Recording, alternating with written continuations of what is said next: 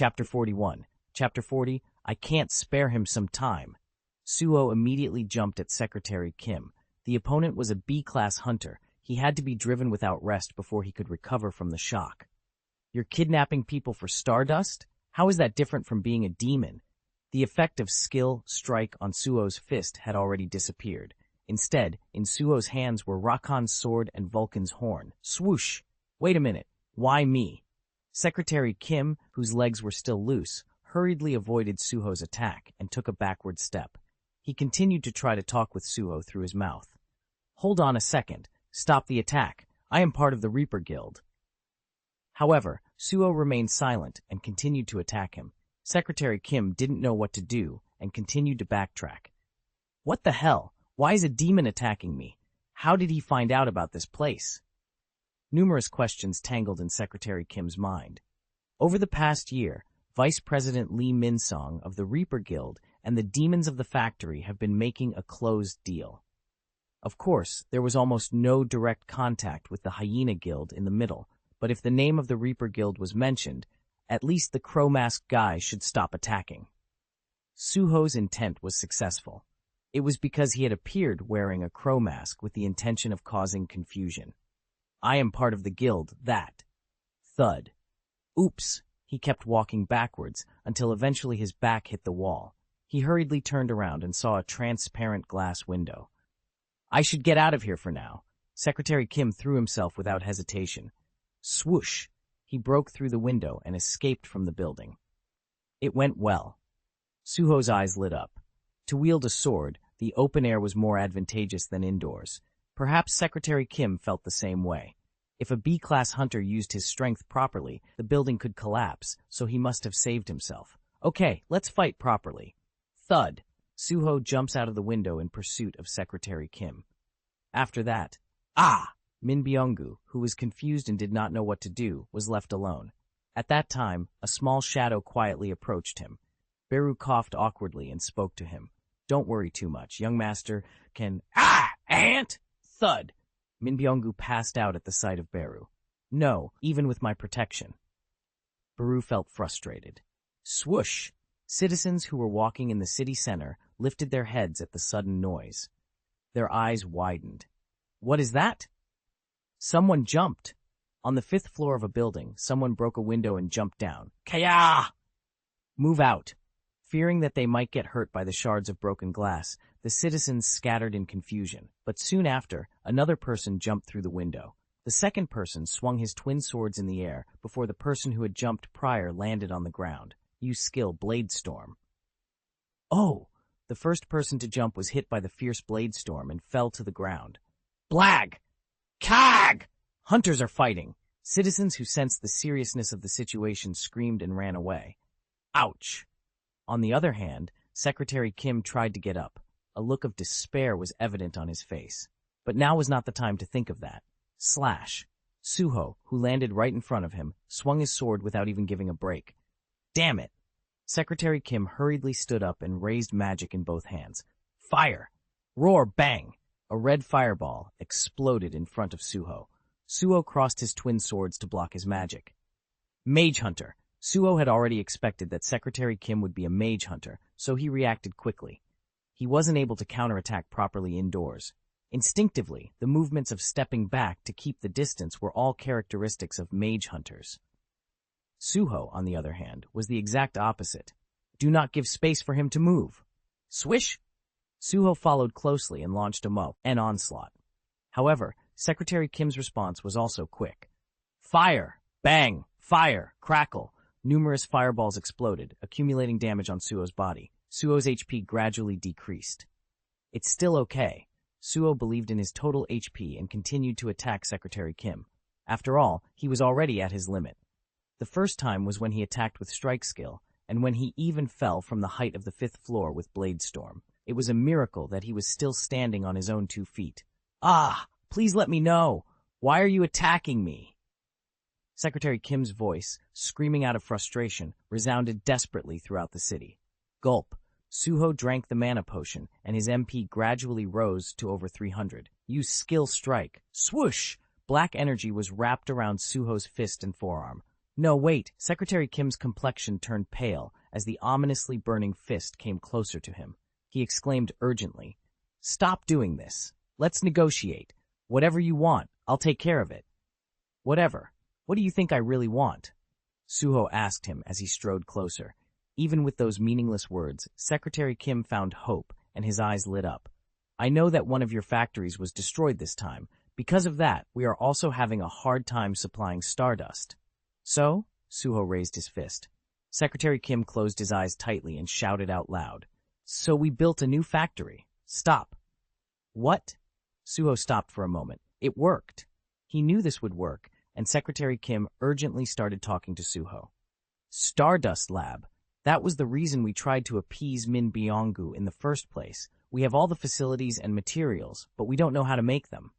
Dr. Min Byung-gu was the only stardust researcher in Korea.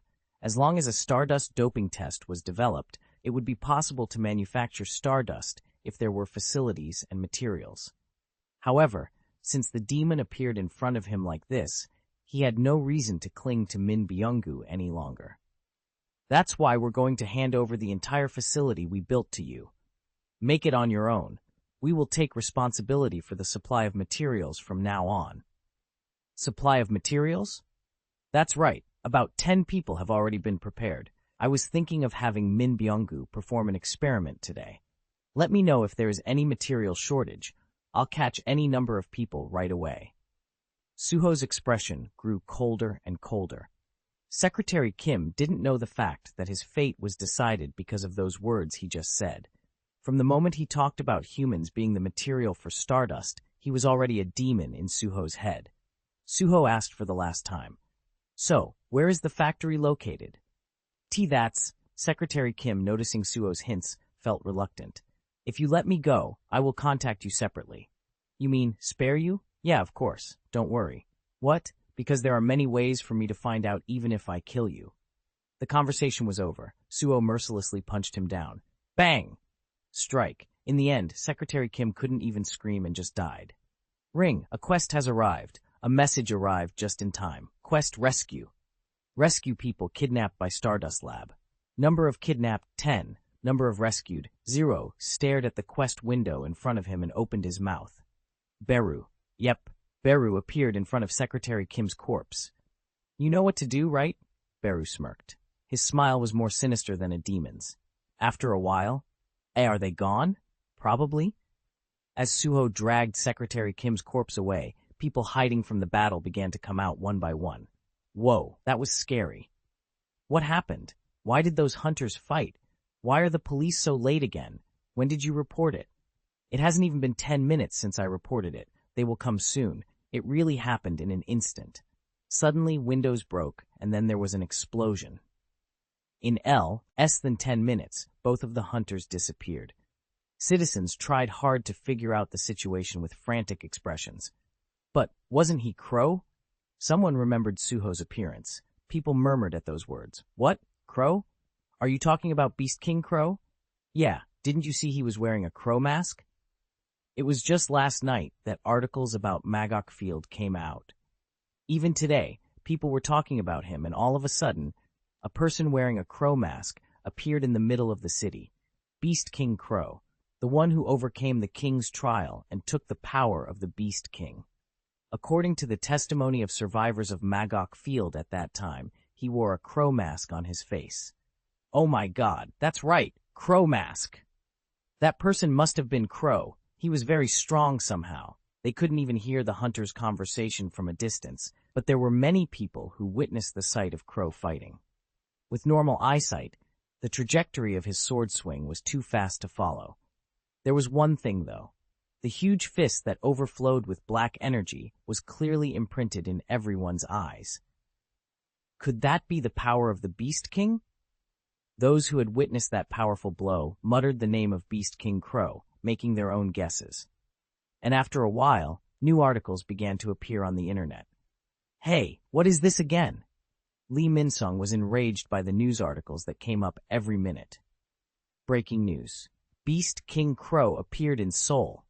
Breaking news. Clash between the two hunters. Breaking news. Those who witnessed the power of the Beast King. Unlike Magok, This article also included photos taken with the cell phones of witnesses. The hunters moved so fast that most of them were out of focus, but Lee Min-song was particularly familiar with the face of one of the two hunters. The problem, however, was that in the last photo, Crow carried his limp body on his shoulder. Lee Min-song immediately called Secretary Kim, dialing. However, no matter how much he waited, Secretary Kim did not answer the phone. "Secretary Kim! Secretary Kim, pick up the phone!" Lee Min-song nervously yells into his cell phone. It was then. Ring. An urgent message arrived on his cell phone. "Vice President, please contact me. We're having some problems with the facility right now." The moment he saw that message, an ominous feeling crept into Lee Min-song's mind. The word facility was a slang term for the Stardust Research Institute he had worked so hard to create. He also ordered Secretary Kim, who was caught by Crow, to capture the most important element of the institute, Dr. Min Byong-gu. Lee Min-song urgently called the institute. Calling. Fortunately, his call got answered right away. "What? What's wrong with the facility?" Vice President. The ah! Lee Min-song was startled by the sudden scream and looked at his cell phone. Ah! There were all kinds of terrible screams over the phone. What's going on there? Monster, monster. Ah! Chapter 42, Chapter 41. An hour ago. No entry except for Reaper Guild.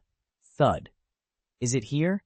Team leader Han Jae of the Association Hunter arrived in front of Paju Field with his subordinates. When he glanced up at the sky, the weather was dull. The place was vastly secluded. It used to be Paju Industrial Complex, but when the dungeon break happened, it became a rough area that people stopped visiting. The reason they came here was because of Baek Miho. Baek Miho, vice president of the Baeko Guild, suddenly visited the association with her subordinates last night. She handed over one member of the Hyena Guild to the association and left, claiming that she had caught it in the Magok field. Han Jae-hyuk, who had been investigating the factories, interrogated the same guild member, and as a result, he found out a lot of information. Lee Min-song, vice president of the Reaper Guild, is secretly building a Stardust lab. However, the problem was that even the guild members did not know the exact location of the laboratory. In this case, he had no choice but to look for it on his own. In order to produce Stardust, blue mist was needed, so the location must have been one of the dungeons occupied by the Reaper Guild. That's how the association hunters were scattered this morning, searching the dungeons of the guild centered on the metropolitan area. Team leader. Han Jae-hyuk's subordinate had been on the phone for a while, then hung up and approached him. This is something suspicious. Not too long ago, Vice President Lee Min-song of the Reaper Guild said he would voluntarily manage Paju Field. The team leader looked straight ahead with a serious expression. Beyond the barbed wire that blocks civilians from entering, old container warehouses in the distance were covered in blue mist, creating a dreary atmosphere. Their location selection is amazing. Team leader Han Jae-hyuk clicked his tongue as if he didn't like what he found out. Paju Field was located close to Seoul, so it was easy to kidnap people and a good place to get the blue mist. Above all, there were already enough container buildings in the field to be used as research institutes, so it was an ideal place to build a factory. No matter how one looks at it, it was definitely right there. Han Jae-hyuk immediately picked up his shield. Let's get inside. What? Just us? What about troop support? We must have physical evidence to request support. We might have misunderstood it for no reason, so let's call after we get at least a few pictures. All right, I understand. That way, 5 hunters, led by team leader Han Jae-hyuk, jumped over the fence of Paju Field. They finally found it. Container buildings in the Paju Industrial Complex. There was also the appearance of countless hunters roaming around. Found them. Association hunters exchanged glances with each other. There was no reason for so many hunters to gather in a field-type dungeon that was almost abandoned. According to the investigation, Vice President Lee Min-song is secretly building his own power behind the guild leader Lim Tae-gyu. Perhaps there is some kind of conflict between them. It's like a hideout.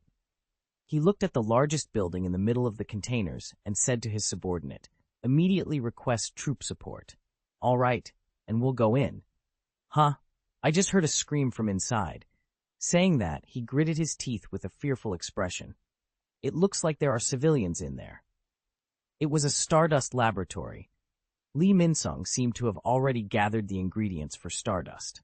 Stardust Lab.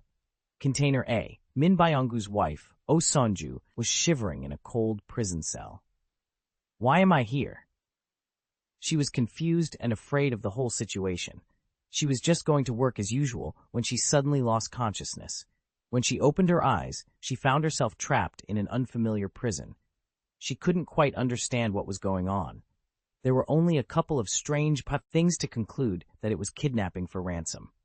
First of all, there were too many people wandering around outside the prison. Also, all of them were walking around showing their faces openly.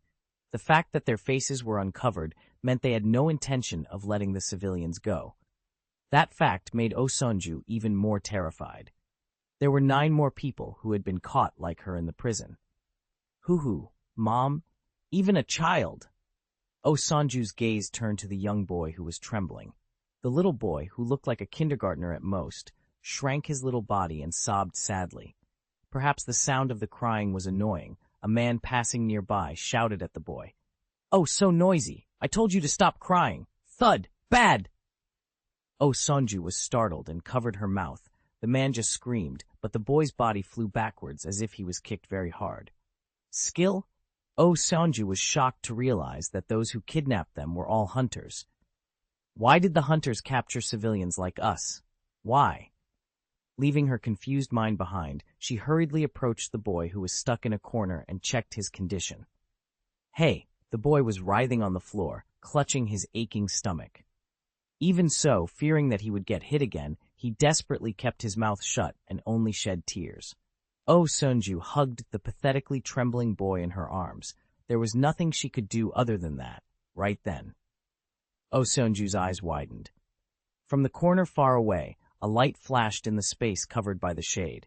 The light was almost unnoticeable unless you looked closely, but once you recognized it, you would find it weird.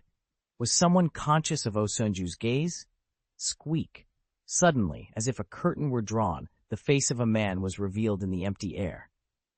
Oh Sunju's eyes widened at that, and the man quietly put his index finger in front of her mouth. Shh! She controlled her breathing immediately. Instinctively, she realized what his purpose was. Hunter Association. They came to save us. Let's pretend not to know. She felt like she could hear the voice of a man in her ears.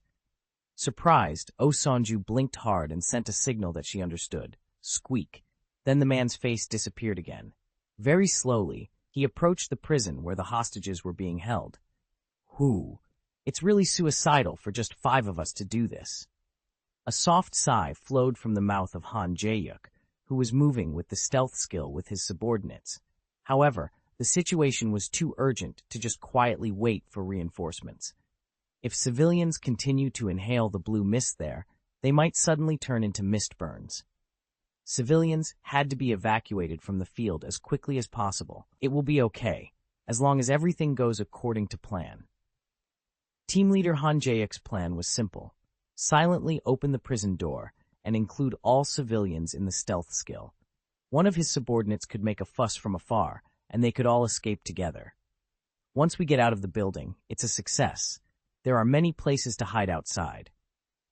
After a while, Han Jae-yuk's hand finally reached and grabbed the lock. His thick hands twisted the lock. Great, success. You're quite good, huh? Chills. Suddenly a voice came from behind. We're caught. Bang!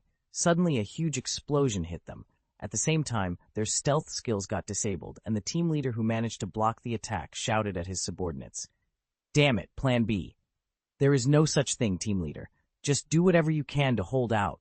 The all-out battle has begun. There are only 5 of them. Kill them all. Dozens of hunters in the lab attacked Han Jae-yuk's team all at once. Thud! Everyone come behind me. Han Jae-yuk held up a steel shield that was huge enough to cover half of his body with both hands. Iron wall. Swoosh! He created a huge barrier and desperately blocked the attacks pouring in from all directions. Hold on, little. Reinforcements will arrive soon. The last words were meant to be heard by those over there. It would be nice if he scared them away with that, but that kind of didn't happen. Rather, hey. Startled. The ghastly voice from earlier was heard again. Release your skills. When he looked there, a man with a snake-like appearance was holding the neck of a child who looked like a kindergartner. Oh no. Shocked expressions appeared on the faces of the association hunters. Team leader Han Jae-hyuk recognized his face. Park Jong-chol. C-class hunter Park Jong-chol. Even in the Reaper Guild, he was known for his cruel temper. Did you not hear me? Shove that shitty shield right away, bastard. Park Jong-chol smiled the cruelest smile and lifted the child with one hand. In that hand, the child squeaks and struggles as if he would die at any moment. And no! The child! Association hunters shouted helplessly. However, if he lets go of the shield skill, as Park Jong-chol said, they would all be dead. It was a moment where he couldn't make any choice. Park Jong-chol decided to personally alleviate their worries. What? You don't want to? Even if I do this? Slap! Park Jong-chol slapped the child's cheek with his large palm without hesitation. Blood gushed from the kid's mouth, and his head turned to the side. That crazy bastard! In an instant, the eyes of the association hunters turned over with anger. However, Park Jong-chol did not stop. Oh, still won't listen? Even with this, and this? Slap, slap, slap, stop it! I've already let go of my skills. In the end, Han Jae-hyuk's iron wall disappeared. Slash. A knife that suddenly flew from somewhere cut off the arm of Park Jong-chol, who was holding the child. Oh God! A scream came out of everyone else's mouth. Blood gushed like a fountain from his shoulder blades. The pain came at a tempo late. Arg! Park Jong-chol, who had been smiling like a snake the whole time, let out a desperate scream. Ouch! Who are you? Who dares? Park Jong-chol howled like a wounded beast and looked around. And this time, slash! His leg was cut off. Ah! My legs, ah! Park Jong-chol rolls on the floor. A man wearing a crow mask was standing in front of him, holding the child. Who is he? Everyone in the lab focused on him. You must die. Death sentence was handed down to Park Jong-chol. Everyone shuddered at that brutally indifferent voice. Chapter 43. Chapter 42. There must have been others who came earlier. Suho glanced at the eyes that were focused on him as soon as he appeared. Beru read Secretary Kim's memories and immediately went to the Stardust Lab, where a fierce battle was already taking place. About 30 hunters for 10 hostages. Anyone who met Suho's eyes flinched. Perhaps because of his somewhat shocking appearance, it felt as if time had stopped. Keep going. The only thing that came through the heavy silence was the screams of Park Jong-chol, who had lost his arms and legs and was crawling on the floor like an insect. Arr! What are you doing, bastards? Don't stay still like an idiot. Fight him! Ting! The hunters of the Reaper Guild finally came to their senses after Park Jong-chol's scream. Got it! Everyone, gather! Ah! The attacks directed at the association hunters turned around and went towards Suho. 30-1 battle. Since a minimum raid unit was 10 members, it was like 3 raid units rushing in to kill Suho. But he had no intention of being smashed without fighting back. Suho lifted his head and looked up at the ceiling. Ruler's power. Pop! Pop! Pop! Pop! An invisible hand set off the fluorescent lights on the ceiling in sequence. What? When the surroundings suddenly became dark, the hunters who attacked Suho stopped walking in a hurry. Regardless if they were hunters, it would take time for their eyes to adjust to the darkness. I'm different. Suho moved swiftly through the darkness. He had come in wearing a crow mask that brightens his vision, aiming for this. Swoosh! Slash! Ack! Ack! Screams erupted from all over the darkness. Watch out! He's attacking from... In an instant, the 5 fell to the ground, dripping with blood. Fire! A fireball that someone threw out lit up the surroundings.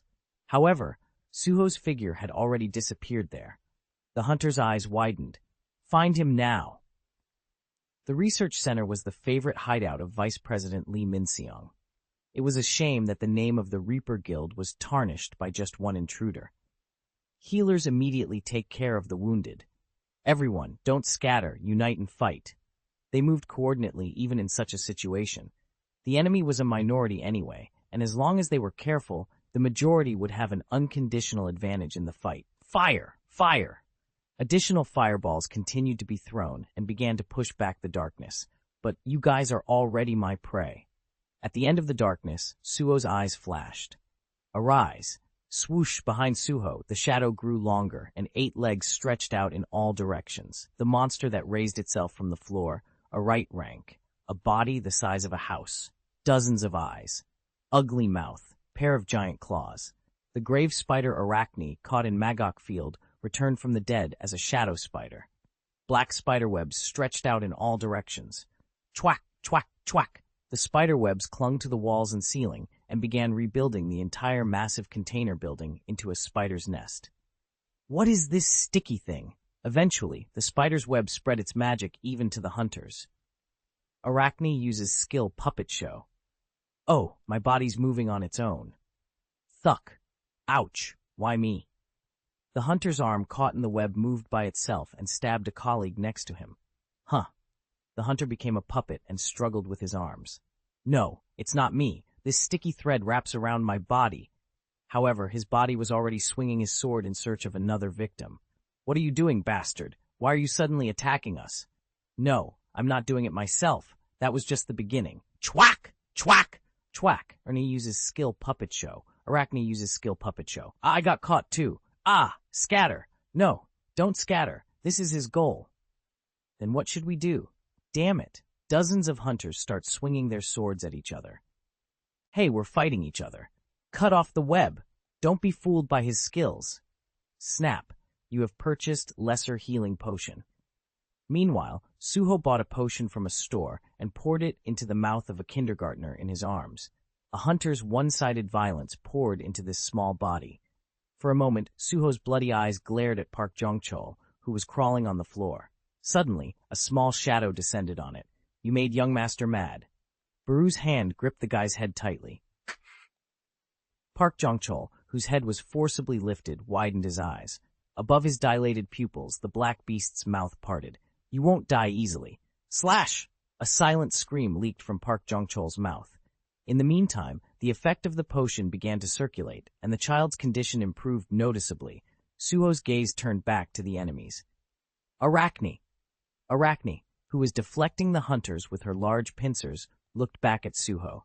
Catch the healers first. Healers were the first thing to be dealt with. This was because many of them had annoying buff skills besides simple healing skills. In the first attack, Suho purposely did not kill the hunters and only inflicted fatal injuries on them, in order to weed out the healers. As a result, now the healers were diligently wandering around and pouring their magical energy generously on the wounded ones. Whoop! Arachne began to attack by searching for those healers. He's aiming for healers. Protect the healers. I need to save the hostages first. With that thought in mind, Suho turned his attention to the prison. However, the association hunters were already on the move there. Since their purpose was to rescue hostages from the beginning, they jumped into the prison first, without even confirming who Suho was. The problem was that the other guild members also noticed that. The ingredients are trying to escape. Stop them. Take the hostages first. Rush! They surrounded the prison. Ack! The association hunters suddenly ended up in prison with hostages. In a bad way. Bang! What happened? The door to the research center burst open and reinforcements arrived. The problem was that the support wasn't from the association, but from the Reaper Guild. Dozens of hunters from other container buildings heard the commotion and rushed there. Team leader Han Jae-hyuk sighed deep. He murmured with beads of sweat on his forehead. Can we get out alive? Of course. He looked to the side in surprise at the sudden answer. A crow mask approached from the iron bars before he knew it. Suho opened the iron bars with force and held out the little boy he was holding. What kind of power? Han Jae-hyuk was intimidated by Suho's tremendous power and took over the kid. Suho spoke to him, putting the bent iron bars back to their original state. This is better. Keep some hostages there for the time being. Even if someone attacks from outside, you can cover it with your shield skill, right? What are you? Han Jae-hyuk was just starting to respond. Suddenly, a black web came flying and tied the prison door outside. It will never open, neither inside nor outside. Han Jae-hyuk looked at Suho again, embarrassed. However, Suho had already turned his back to look at the approaching enemies. Rest there for a while. A wide and dependable back. It will all be over. Suho said so and slowly walked to the enemies running this way. doubling in number. It was possible at any time if it was simply to escape. But should he really let those guys live? They were hunters who wanted to take care of themselves by killing fellow humans. They could no longer be considered as human beings. Mage Beast. Looking at the villains, Suho made a promise. Today, I will pull out the roots here. The thought reached someone far away. The king of beasts, Fang Monarch, is delighted that the hunting time has arrived. Hunt. The moment Suho's words fall. Swoosh. Gray's body in the shadowed dungeons suddenly floated up and began to become more and more transparent. Huh? Blessing? Aciel, who was next to Gray, immediately recognized the phenomenon and opened her eyes wide. The spiritual body of Pet Gray possessed the body of the Pontifex. Gray's spiritual body climbed up through Suho's shadow and settled in his body. Swoosh! At that moment, Suho's hair turned silver, and the energy of the beast surged from his body. What is that? The members of the Reaper Guild are frightened by the sudden change in Suho. The reaction was the same for the association hunters in prison. Oh God! Could it be? Beiko Guild! The king of beasts, Fang Monarch, nods in satisfaction at the Pontifex transformation. Is this how it feels? Suho looked down at the wild energy flowing through his body. A divine wind imbued with magical power wrapped around his body. Great, the priestly power you boasted so much about. Let's see the performance. Suho smirked at Rakan and surrendered himself to this overflowing energy. That moment, roar! Suho roared like a beast and fired at the enemies at explosive speed. Swoosh! Ah! Gulp! Hanjik was watching the scene from behind and swallowed hard without even realizing it. A thought was floating in his mind. It's not an ordinary beast. He once saw the battle scene of Baek Yunho, the guild leader of the Beiko Guild. Although, he wasn't saying that the man in the crow's mask had the same energy as Baek Yunho. Baek Yunho is an S rank. It was because he was afraid to even dare to recall the overwhelming feeling that was as huge as that mountain. But why? Does the memory of that day keep coming back? Beast King Crow. What? The name that suddenly uttered by the team leaders made his subordinates stare at him. Why did it just come to his mind now? It was an article he saw last night. Magok Field, Crow Mask, the one who inherited the power of the Beast King. Was that Suho? Grumble. The roar of the brutal beast resonated in their chests. Right in front of the association hunter's eyes, the Beast King Crow was trampling down his prey along with a huge spider. Chapter 44, Chapter 43 Ring. You have learned skill, Grassland Wind. Swoosh! Suho crossed the hunters as if he had wings. The wind blew violently along the trail, spurring his movement. Movement speed temporarily increases by 30%. Attack speed temporarily increases by 30%. Slash! Ah! Blood splattered in the blowing wind. Screams erupted everywhere. The king of beasts, Fang Monarch, giggles, revealing his teeth. A 50-to-1 battle? Outnumbered? That didn't matter. There was still darkness. Beru. Beru immediately jumped when Suho called him. With his short but strong nails, he mercilessly cut the fireballs floating like balloons in the air. Pop! Boom! The fireballs exploded and their visions went dark again. Shit! Fire some lights on again! The hunters gritted their teeth and recreated the fireballs. But each time, Beru's nails continued to put out the fire. Pop! Pop! Constantly flickering field of vision.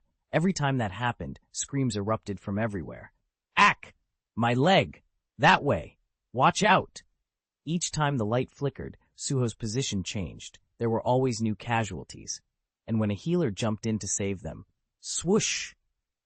Black spiderweb fell over the healer's head and wrapped his body as he got snatched away. Hey, watch out for Spider!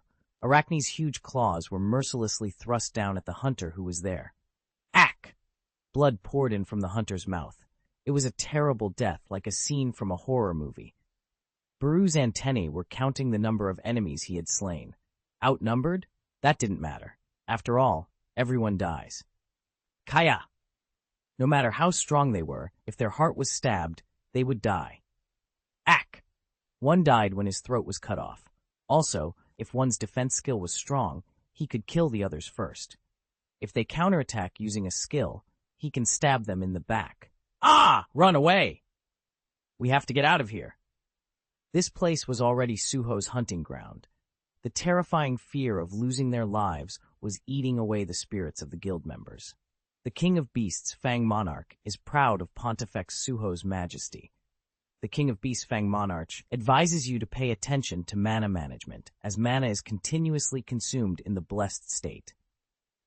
The only thing the association hunter who was watching that terrible scene in prison could do was close your eyes. He could just block the eyes and ears of the kindergartner he was holding. How? To the association hunters, Suho's unstoppable slaughtering of enemies felt very foreign. No matter how much they deserved to be killed, it seemed like Suho couldn't feel any mercy in his hands. In fact, all hunters were familiar with the smell of blood on others. It could tell how used they were to killing people. A hunter's job is no different from a butcher, but still, aren't they human after all? Not having any hesitation in killing people. Just why? No, it must be because of the beast transformation skill.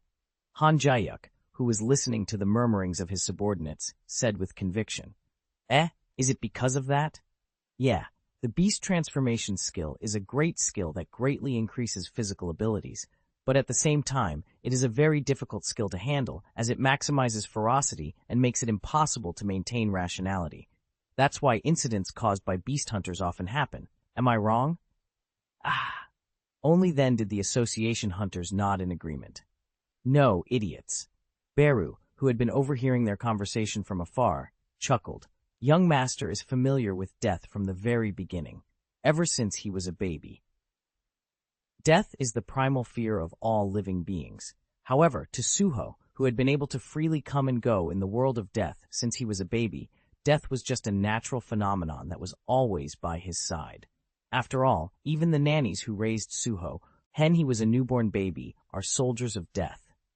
Suho had the experience of repeating his own death countless times, a test that his father, Sung Jinwoo, had Suho repeat so that he could properly control the power of the Shadow Monarch and use it according to the situation. As Suho repeated death over and over again in his dreams, he was no longer afraid of death. Beyond overcoming fear, he reached the point of dealing with death as an experience and a means. Like his majesty does. Beru muttered with a satisfied smile on his lips. What the hell is this? Kwak Du-young, a B-class hunter who arrived at the laboratory late, could not keep his mouth shut at the horrors taking place inside the building. Does this make sense? There was only one intruder. The mana he felt was only a C-class or B-class at most. However, if the intruder's skill was that great, he was most likely neither of the two. Could it be an acceleration skill that speeds up movement? If so, shouldn't the dealers focus on shooting while the tankers in front do their best? A giant spider was summoned. Although it was somewhat unusual, it was at best a C-class monster. Reaper Guild's second raid unit was at a level where stable raids were possible. But why? How? How could this amount of people be working on that one guy? Kwak Du-young eventually joined the battle. Giant's armor. Swoosh! Magical armor wrapped around his body as he jumped high. He doubled in size and weight in an instant. The entire container building shook with the impact of his massive body armed with giant armor. Hunter Kwak Du-young? The hunters who were fighting Suho looked back at him with admiration. Kwak Du-young was one of the first-class tankers of the Reaper Guild. It was thanks to that gigantic skill that he, who was only a B-class hunter, was able to secure a first-team position in a large guild representing Korea. A huge armor over 3 meters in size and combat power that comes from its overwhelming heaviness. His other skills are combined there. No one had any doubts about the fact that Kwak Du-young was a first-class tanker of the Reaper Guild. Get out of the way. Rush skill. The assault captain's skill, which covered his whole body with a shield and pierced the front road like a cannonball, was cast. Bam! What? Hunter Kwak Du-young, wait! Bang! Ah! Rush! Kwak Du-young's huge body rushed forward like a rhinoceros. The subordinates who stumbled on the road in front of him bounced out in all directions, but he ignored them all. Some sacrifice must be made. My goal is, Suho lightly dodged his charge. However, Suho was not what he was aiming for in the first place, but the prison that was located right behind Suho. Thud. Hey, got it! A gigantic hand finally gripped the bars of the prison. At that moment, Kwak Du-young smiled meaningfully and yelled out loud as if he wanted Suho to hear it. You bastard! Stop right there, before I crush these hostages in prison! Crack! His tremendous strength made the prison's iron bars begin to crack like candy. Everyone, gather around me. Han Jae-uk, who was with the hostages in the prison, was frightened and used his iron wall skill. Seeing that, Kwak Do-young laughed, saying it was ridiculous. Ha! You want to withstand my strength? You're just a C-class tanker. A clash of strength and power. Han Jae-uk's were bloodshot while enduring the opponent's power. The gap between C-class tankers and B-class tankers was very evident. Han Jae-uk was somehow enduring it, but his knees were shaking as if they were going to give in at any moment. What are the two of you doing? It was an odd expression coming from Suho, but that's just how tankers were. The higher their defense, the more overconfident they get. In addition, Kwak Do-young's height and size doubled, so his arrogance was indescribable. Swish! At that moment, the wind of the grassland suddenly blows at Kwak Do-young. Oh! He was startled. Someone suddenly beat his hair and tilted his head back. Then, there was Suho, who was riding on his shoulder, grinning. You think you're the only strong one here? I can even do this. Swoosh! Black energy wrapped around Suho's fist as he held Kwak Do-young's hair in his left hand and raised his right hand. Use skill strike. Look! Suho sighed and slapped Kwak Do-young down on the head with his huge fist. Blag! Ack! With a tremendous roar, the giant vomited blood from his mouth and fell forward. Suho didn't dare to put his guards down. He had no intention of misjudging that this one shot would pierce the defense of a B-class tanker. Slash! Immediately 2 twin swords appeared in Suho's hands. He mercilessly swung his sword at the defenseless back of Kwak Do-young, who was lying flat on the floor. Use skill, Bladestorm. Slash! That was the decisive blow. The light disappeared from Kwak Do-young's eyes, and his swollen body began to shrink. Clank! Weapons finally fell from the hands of all the remaining villains in the building. Guild members raised their hands with pale faces, as if they had no will to resist. Ha! I surrender. Now? Beru knew better than anyone the dangers that ensued when he showed mercy to these guys. Slash! Beru's claws cut through their Achilles tendons. Ack! Ah! I already surrendered, but why? The only true form of surrender is death. He laughed and mocked them as they rolled on the floor, grabbing their ankles, or completely destroy their offensive power so they'd be of no use. Beru approached them again with an evil smile and gave them a heal. It is a feeble heal that doesn't consume much mana. Swoosh! He was very kind to put their broken Achilles tendons together, very meticulously. Now even if you go to another healer, your legs will never be cured. Well, I guess I could cut off the whole ankle and regenerate it. Seeing the fist-sized little demon laughing and mocking them, the guild members trembled. Right then, ring, ring, ring, numerous messages arrived in front of Suho. You have completed quest rescue. Number rescued, your level increased. The level of skill double swords increased. The level of skill Bladestorm increased. The quest completion reward has arrived. Do you want to check the reward? Why? But then, suddenly, something caught Suho's gaze as he was looking down. A light the size of a coin was shining on the dead body of Kwak Do-young. Suho's eyes widened. No way? The kind of light coming from the monsters holding the mana stones was now emerging from Kwak Do-young's corpse. Chapter 45, Chapter 44. Suho stretched out his hand toward Kwak Do-young, where light was coming from. Ring. You found runestone giant's armor. Would you like to acquire it? A runestone? It seemed that the skill Kwak Do-young used was a runestone. Again, this was the first time. There are several villains killed today, but this only happened to Kwak Do-young. Check. Breaking the runestone absorbs the skill. It's a giant's armor. It was a skill that made Kwak Do-young's body bigger a little while ago. Considering the value of the runestone, selling this runestone would earn at least billions. But Suho thought it was a waste to sell. It's just money. I can earn it later. Becoming stronger was more important than money. Besides, since he was just previously an E-class hunter, his earnings were not good. But today he was reissued a C-class hunter license. Considering that the difference in power between E-class and C-class was several times higher, selling runes for money was a foolish choice. Excuse me, Mr. Crow? Suddenly, there was a voice calling for Suho from behind. Association hunters who had escaped from the prison were approaching him hesitantly. Ah, Are you okay? There was fear in their faces as they looked at Suho. It was expected, though. Suho single-handedly destroyed over 50 members of the Reaper Guild, and in the end, even killed Kwak Duyong, a B-class tanker, with his pure power. Witnessing that ferocious battle right in front of them, they couldn't help but worry. Even though Suho helped them, it was not a guarantee that they were on the same side. Smirk. I don't intend to be hostile, so don't worry. Are you going to arrest them? Ah! The association hunters looked away with embarrassed expressions at Suho's words. Suho stuffed the runestone into his pocket and released himself from the blessed state. While in that state, his mana was reduced by 1 per second. That was also why he took out a potion when he was fighting earlier. Blessing is cancelled. The spiritual wind that had been swirling around Suho's body calmed down, and his hair, which had been bleached silver and was fluttering, returned to black again.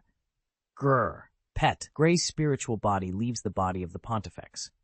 A puppy the size of the palm, no, a wolf cub, fell out of Suho's body. Seeing this, the association hunters were shocked. A wolf suddenly came out of Suho's body. As expected. Beast King. The king of beasts. Tilt. Gray, who landed on the floor, had a puzzled expression. There were people looking at him. What were they thinking? Gray suddenly lifted his nose and started howling. Awoo! With his infinitely proud and courageous eyes. The king of beasts, Fang Monarch, looks proudly at the dignified appearance of his descendant. He's pretty much in shape now. Suho smiled as even Rakan's sword in his hand looked at Gray satisfactorily. The reinforcements called by the association hunters finally arrived after everything was over. Come out quickly, you guys. The members of the Reaper Guild who abandoned their weapons and surrendered were all limping and were dragged out by their hands. Why are you limping like that? Meanwhile, Han Jae-hyuk rescued the hostages from prison and hurriedly transported them to the hospital. It was because they might suddenly turn into a mistburns if he let them stay on the field. Immediately, with his subordinates, they conducted a search and seizure operation on all the evidence in the Stardust Lab. Don't miss anything. Take it all. Han Jae-hyuk gritted his teeth vigorously, recalling Vice President Lee Min-song. Meanwhile, Suho was quite busy. The weapons of the Reaper Guild members fell right on the floor. It seemed like it would be pretty lucrative to collect all of those and sell them to the shop. I have to earn money for the potion. Surprisingly, Gray played a big part there. Gray, who noticed Suho's intentions, ran toward the weapon, shaking his short legs. Then he opened his little mouth and bit a weapon. Ring. A message appeared in front of Suho. You found item Flame Longsword. Would you like to acquire it? What? Suho's eyes widened. Was it because of the pet system? It seemed that Gray could acquire the items he touched from a distance. Acquire. Obtained item Flame Longsword. The item that was added into the inventory. Suho smiled. If I do this, it will be a bit more convenient in the future. He finally found the purpose of that little cub. Item Shuttle. Suho stroked Gray's head and said, Gray, good job. Go ahead and bite. Hearing sincere praise from Suho for the first time in his life, Gray was taken aback and didn't know what to do. For some reason, the corner of his mouth kept twitching. Then eventually, thup! What? Grr! Gray was so excited that he bit Suho's hand. Meanwhile, his tail was wagging like crazy again. Let go now. Dangle. Suho was at a loss for words when he saw Gray hanging from his hand. The king of beasts, Fang Monarch, nods to the bravery of his descendant. Whoops. Little guy, no matter how young you are, you're still a beast. Stop it, you guys. Anyway, go and take a bite. Suho forcibly removed Gray and pushed him forward. Gray proudly raised his tail and wandered around, biting the items. Ring, ring, ring! You found item, Sharp Eye Bowgun. Would you like to acquire it? You found item, Black Battle Axe. Would you like to acquire it? You found item, Carbon Gauntlet. Would you like to acquire it? Acquire, acquire, acquire. Suho stood still and sold the items to the shop window. Clink, clink. You have acquired 750 gold. You have acquired 1,300 gold. You have acquired 900 gold. Suho found it pretty exciting. Great, at this rate, the cost of the potion won't be a problem for a while. The days of struggling with gold and licking potions were gone. Suho was browsing through the shop window, thinking of buying a new item to commemorate his gold accumulation, but he remembered something. I almost forgot this. The following rewards are prepared. Reward, +5 stat points. Without hesitation, Suho allocated all of his ability points into strength. The power was great. Subduing the enemy with overwhelming power and speed will always affect the intensity of leveling up. Wouldn't it be possible to raise other stats by using items? Suho was so busy when team leader Han Jae-yuk approached. "Excuse me, Mr. Crow, but could I talk to you for a minute?" A very polite attitude and a cheesy way to address. Suho looked at him with an awkward expression and replied, "Yes, sure." Meanwhile, in the shadow dungeon where Gray disappeared. Huh. Left alone there, Essel's expression suddenly changed. "No way?" Essel narrowed her eyes and glared somewhere. Suddenly, she felt a strange sensation. Essel immediately kicked off the ground and moved to search for it. That black and white world was extremely quiet and static. Even the goblins hiding everywhere were cleaned up, and the bizarre silence intensified. However, a change was taking place in that desolate world. Swoosh! Eventually, Essel stopped walking and looked ahead. A dimensional rift through which ominous energy overflows. Gate! Realizing the cause of the incident, Isil hurriedly raised her head and shouted at Suho in the outside world. "Sung Suho, come back! Now is not the time to be out there." Mysteriously, the voice reached Suho's ears through his shadow. "Sung Suho, there's a portal in your world." At that voice, Suho, who was just having a conversation with team leader Han Jae-yuk, shivered. "Mr. Crow?" Han Jae-yuk looked at him with a puzzled expression. Suho glanced at him. "There's an emergency. Let's talk later." "Huh? Suddenly? What kind of emergency is it?" Suho didn't have time to explain anything. He immediately turned around and ran out of the lab. "Wait a minute. You have to give me your contact information." Han Jae-yuk panicked and called for Suho from behind, but there was no reason to hold him by force. He was neither a criminal nor a villain, but rather a hero who helped them. "I can give you a reward," his voice muttered softly towards Suho, who had already disappeared from sight. With those words, "compensation money?" "Hand it over." "Oh?" Beru grabbed Han Jae-yuk by the collar. "What are you doing? Give me the reward right away." "Whoa. You have entered the shadow dungeon." Swoosh! Suho's figure appeared in front of Essel. Immediately, Essel showed Suho what she had discovered. "What is this?" Suho's expression hardened as he saw the gate in front of him. Red sand was pouring endlessly from the gap in the dimensional rift in the air. It was radiating a power to devour the whole world. "Ring. An urgent quest has arrived." Quest arrived just in time. Urgent quest, dimensional rift. A dimensional rift has been detected. Go through the connected gate and remove the cause of the dimensional rift. What the? You want me to go inside?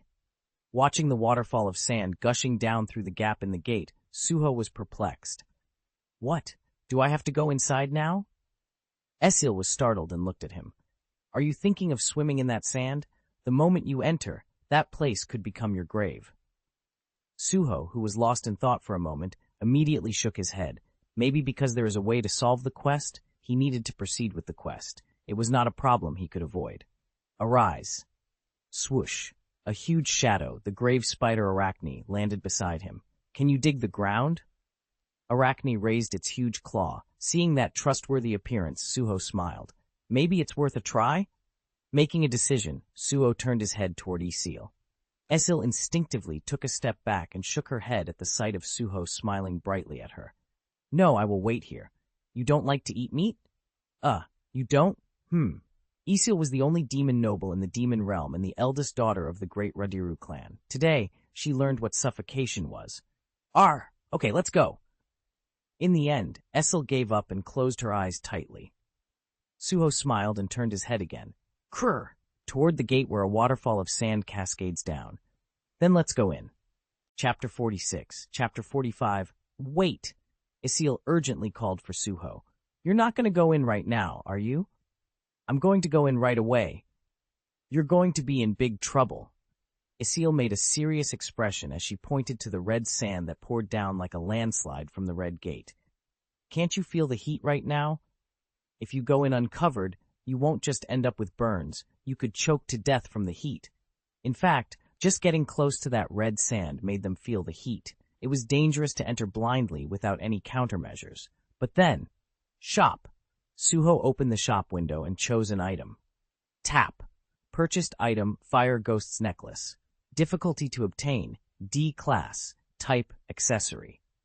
A necklace imbued with divine protection. When worn around the neck, it blocks the heat. Suho quickly put the suspicious-looking necklace on his neck. Item, Fire Ghost's Necklace is worn. Swoosh. Immediately, the necklace gradually became transparent and disappeared from Suho's neck, and at the same time, his body suddenly felt refreshed. External heat is blocked. Oh.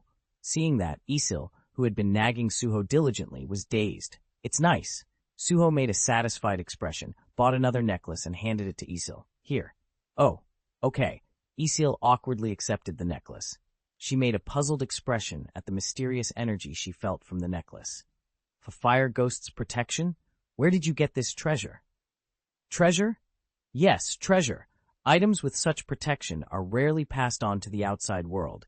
It must have belonged to a tribe that was destroyed during the War of Outer Gods. Essa looked around to see if the necklace was strange, and quickly put it on her neck.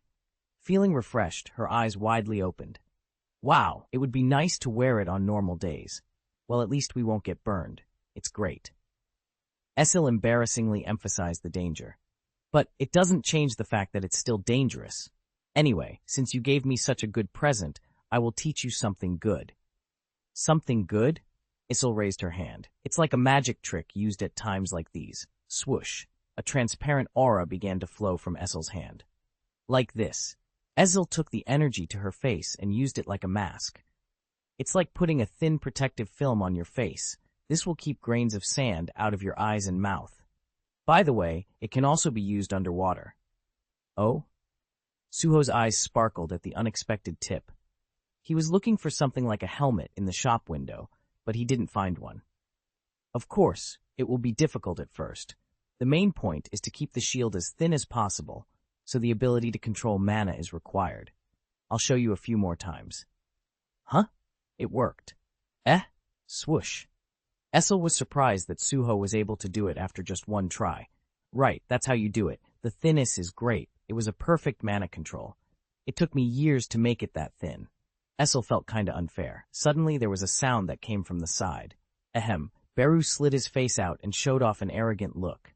It's ridiculous to be surprised by that much. Our young master was a child prodigy from the beginning. When he was a baby, instead of walking on the floor, he walked through the air. I didn't ask. Do you think that's all? He learned Hangul at the age of 5, arithmetics at the age of 6. I said, I did not ask, you dumb. They were up on a good start. When everything was ready, Suho climbed Arachne's back with Essel. Fortunately, Arachne's carapace was as hard as armor, so the ride would be quite comfortable. Come on, let's go. At Suho's command, Arachne began to trace back to the sand waterfall pouring with its huge claws. The method was a little fascinating. Firstly, Arachne pushed the sand from side to side with its giant claws. Simultaneously, a black spiderweb is ejected from its body, and the sand grains pushed out Ike that were stuck together. Then, as the grains hardened in their dugout form, a tunnel was created for Arachne to move through. The tunnel quickly collapsed due to the continuous pouring sand from above, but Arachne had at least enough time to move. Suho admired the entire process. Oh, you're really like a bug. Obviously, it's a bug. Beru answered for Arachne, who couldn't speak. Kirk. Arachne, with Suho and Essel on board, leisurely moved through the sand waterfall. Beru stood dashingly with his arms crossed over Arachne's snout and pointed towards their supposed direction. Go! Spider ship! Lately, Beru has been obsessed with Yi Sun Shin historical dramas. They didn't know how long it took. It was as if a horse was swimming vaguely in the sand, virtually devoid of any light. But Suho came up with an idea. Just move upwards, no matter what! Kirk! Arachne followed Suho's command and immediately dug up the sand vertically. Right then. Chills! Huh? Suddenly, Suho's senses stat sent a huge warning. Feeling a strong sense of crisis that gave him goosebumps, Suho shouted without even thinking about it. Dodge to the side! Damn it! At Suho's command, Arachne immediately turned. Bang! The wall of the tunnel suddenly exploded, and something huge came out of it. It's like a train running on a subway track. Swoosh! Something big, thick, and long passed by them with great force. What is that? Essil was horrified. It was so dark around that she had no way of knowing what it was, but it was visible in Suho's eyes. A red name tag was attached to it. Poisoned centipede. It's a centipede! A centipede! Upon hearing that, Esil's complexion rapidly turns pale. It wasn't because she was afraid of bugs, but because it was never a good thing to encounter a giant monster in the ground like that. Moreover, if the size is too large to handle. Swoosh! There was no time for further consideration. Avoid it. Before Suho could finish his words, Arachne frantically dug into the sand to get away from him. Swoosh! Chills. They could hear the sound of digging that was approaching every minute from right behind them. Don't move to the side. Suho desperately instructed Arachne in the direction by relying on his senses stat. Then a huge train passed by them from a very close distance. Fortunately, the sand centipede was so long that it didn't seem to be able to turn right away once it set its direction. I will try to stop it. Beru hurriedly ran towards the sand centipede and kicked it. Thunk. Rather, it was Beru who bounced away. Still, he took a very slight turn. Everything is fine, so go upward, to the ground. Suho's judgment was right. Krrk. Eventually, Arachne managed to crawl through the red sand and climb to the ground. Ha! In an instant, the dazzling sunlight hit Suho and Asil's eyes. After a moment of adjustment, they could now see. A red desert spread endlessly before their eyes. It was a real desert. We would have died from the heat without the fire ghost's necklace. They couldn't let their guards down. A huge pillar of sand rose right behind them. Krrk. Arachne fell backwards under the intense pressure.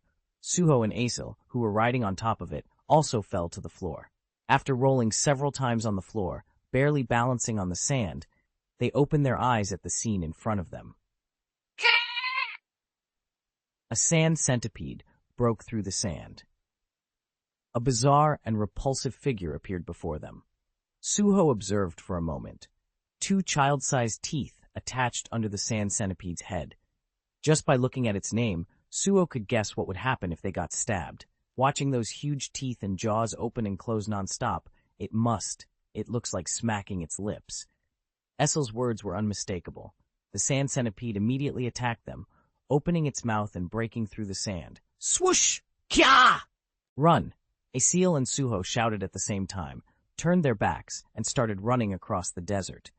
The giant centipede chased after them, creating sand waves. Asil bit her lip and put on a look of resentment. If only my strength was intact. Her pride was hurt. To think that a well-known demon noble is in a situation where her life is threatened by such a large, stupid beast. But past is past. Now was not the time to show petty pride. He's a guy we can never deal with our current strength. For now, we have to go back to the world of shadows. Asil hurriedly looked back at Suho and shouted, Suho, let's retreat for now, huh? When she turned around, Suho had suddenly grown huge and was throwing an uppercut to the sand centipede's jaw. Use skill, Giant's Armor. Suho broke the runestone and learned a new skill. With that skill, he doubled his size and engaged in hand-to-hand combat with the giant centipede. Boom! Smack! He smashed his 2 big fists alternately into the centipede's face and wrapped his arms around its thick neck to choke it. Kick! As if in pain, the centipede struggled with its long train-like body and wrapped itself around Suho's body, a real clash of strength and power. Oh my god! Asil was greatly shocked at the battle she was witnessing. When did he become so strong? She was so sure that until just yesterday, Suho didn't have that kind of strength. That is young masters. Beru was just about to show off. Swoosh! Suddenly, another pillar of sand rose right in front of his eyes. Ah, dear! Asil's expression hardened. It wasn't just 1 or 2 this time. Swoosh! Swoosh! 7 sand centipedes rose up from the sand and surrounded them. However, despite being surrounded by them, Suho was still strong. His expressionless gaze scanned each one of them. Suho, Asil gulped with her dried throat. Just how much have you grown? Nod. Suho nodded and turned around. As expected, should I run away? Chapter 47, Chapter 46, Skill, Giant's Armor 1. Active skill, mana required is 10. Covers the whole body with magical armor and the user becomes gigantic. Reduces mana by 1 per second while casting. The skill Giant's Armor, obtained after defeating Kwak Duyung, drained mana in real time as soon as casted. For reference, Suho's current maximum mana power was 635. In other words, the time the skill can be maintained is 635 seconds. Thus, its usage was only limited to 10 minutes, assuming he doesn't use any other skills. Even though Suho's strength, size, and defense improved a lot, there were still other issues. He could not hold a weapon because his hand had grown so much. In the end, Suho gave up his main weapon, the twin swords, and had no choice but to fight with his bare hands. Ruler's power. When Suho raised his fist, the ruler's power overlapped on top of it, and black energy enveloped him. He plunged his fist into the sand centipede that was wrapped around his body. Smash! Kirk! The sand centipede shook its long body and backed away from the tremendous impact. However, it was not a fatal blow, so the monster survived and burrowed into the sand to escape. With that one shot, Suho's mana power was reduced in half, and so with the time to maintain the giant's armor skill. If I fight like this, even the potion won't be of help. Suho made a quick decision. Run away. Uncast the giant's armor. Swook. The armor covering his whole body disappeared, and Suho's body became smaller. He immediately climbed on Arachne's back and reached out to Esil. What are you doing? Aren't you going to run away? Esil had a lot to say, but she quickly grabbed his hand. Crook. Arachne, carrying 2 people, began to run across the desert, vigorously with its 8 legs. 7 sand centipedes followed closely behind them. The distance in between was so close. A breathless chase took place. We're going to get caught. Esil turned and glared at the centipedes following closely. Then, without hesitation, she threw her spear at the nearest centipede. Swish! The sand centipede wavered and dodged the attack. Thanks to that momentary hesitation, the distance definitely increased, but Esil's spear flew away instead. What about your weapon? It's fine. It will come back. Esil stretched out her hand and shouted. Her spear flew through the air like a boomerang and returned to her hand. She swung the spear around and confidently looked at Suho. This spear is my horn. It comes back to me wherever I am. Horn? It's a demon's horn. Some demons use their horns as weapons. The same goes for our Radiru clan. We're good then. What? Esil shuddered. Suho looked at her and his eyes flashed. I'll create the gap this time, so match my attacks well. Suho smiled and pulled out his twin swords. Use skill, Blade Storm. Swish! The twin swords swung and created a sandstorm. His goal was to block the centipede's eyesights. It was successful, and the faces of the sand centipedes were covered in a thick layer of dust. Okay. Esil threw her spear infused with magic at them. Boom! Her spear flew through the sandstorm and caused an explosion in the centipede's body. Kick! The centipede hit by the attack was startled and shook its long body and hid again in the sand. You keep hiding when you're at a disadvantage. The spear returned to Esil's hand as she clenched her fist in anger. Young master. Beru appeared in front of Suho. Please run away over there. Suho turned his gaze to the direction Beru pointed. Right there? Pyramid? Suho's eyes widened. He didn't know it because they were being chased by the sand centipede, but a huge pyramid actually existed from a distance like a picture. Suho muttered in disbelief. Don't tell me. Is it Earth? To be exact, it seems to be a field that exists on Earth. He never thought the gate would be connected to Earth. This was a really unexpected situation. Looking now, he could see a faint blue mist, X'd with the sandstorm. There seems to be something strange about it. But just like how entering a gate from Earth leads to a dungeon, it could be that this one leads to Earth since they moved through the gate from the Shadow Dungeon. Without hesitation, Suho turned Arachne toward the pyramid. They managed to approach the pyramid, squabbling with the sand centipede. Swoosh! Huh? Surprisingly, the chase with the centipedes suddenly stopped. They're not following us anymore. We've survived! Esil cheered with joy. Beru stood tall on top of Isil's head with an arrogant look on his face. On the other hand, Suho tilted his head as he carefully watched the centipede's movements. They couldn't come near the pyramid and were just moving around. Are they afraid of the pyramid? Why? When he turned his gaze back to the pyramid, there was surprisingly a small village formed around it. It looks like the real Earth. A strangeness appeared in Suho's eyes. At first glance, the appearance of the village was quite modern. Modern signboards were attached to the old historic buildings. Who are you? Just in time, the guards of the village's borders asked Suho as he approached the village. "How did you get here? Did you come across that red desert? What are they saying?" Suho had a puzzled look on his face. Language barrier. Arabic words were pouring out of the mouths of the guards, who were Egyptians. "They're asking how we got here, avoiding the sand centipedes." Surprisingly, Essel understood Arabic and translated. Demons can understand and communicate with human thoughts, not human language. Come to think of it, it was strange that Essel, a demon, spoke Korean in the first place. Anyway, this is more convenient. Suho came down from Arachne with Essel and talked to the guards. Rather than a conversation, it was mainly in a question-and-answer format to pass through the gateway. "Are you hunters?" "Yes." "What is the purpose of your visit here?" "Nothing. Got here by chance after being chased by centipedes." "Then, how long will you stay? Food is scarce here." "We'll just take a short break and return soon." Suho, who had been answering each of the guards' words through Essel's interpretation, glanced at them and read their mood. Looks like they're interested in Arachne. Arachne was a huge spider that looked menacing. Surprisingly, their gaze toward Arachne was quite favorable. "Which one of you is the summoner of this spider? Is this spider a transport pet? It's amazing that you thought of riding a spider across the red desert. Can you let other people ride on your spider? Other hunters usually come here by helicopter." "A helicopter?" Suho looked around with a puzzled expression. What was running into the minds of those who dare to ride a helicopter to this dangerous land surrounded by giant centipedes? For what reason? Suho looked around again. All he could see was sand and only one pyramid. Is it because of the pyramid? In response to Suho's question, the guards instead looked at Suho and Essil with curious expressions. "You guys really didn't know anything." They felt like a fool. The desert city of Kamura. This small town was originally a tourist spot that made a living for the community with tourists who came to see the pyramid. But a month ago, Kamura's hell began when the entire desert in this area became a field dungeon. Numerous tourists and residents in the city turned into mistburns and started attacking people, while those awakened as hunters fought against them. There were many deaths. Those who barely survived began to escape the field via helicopter.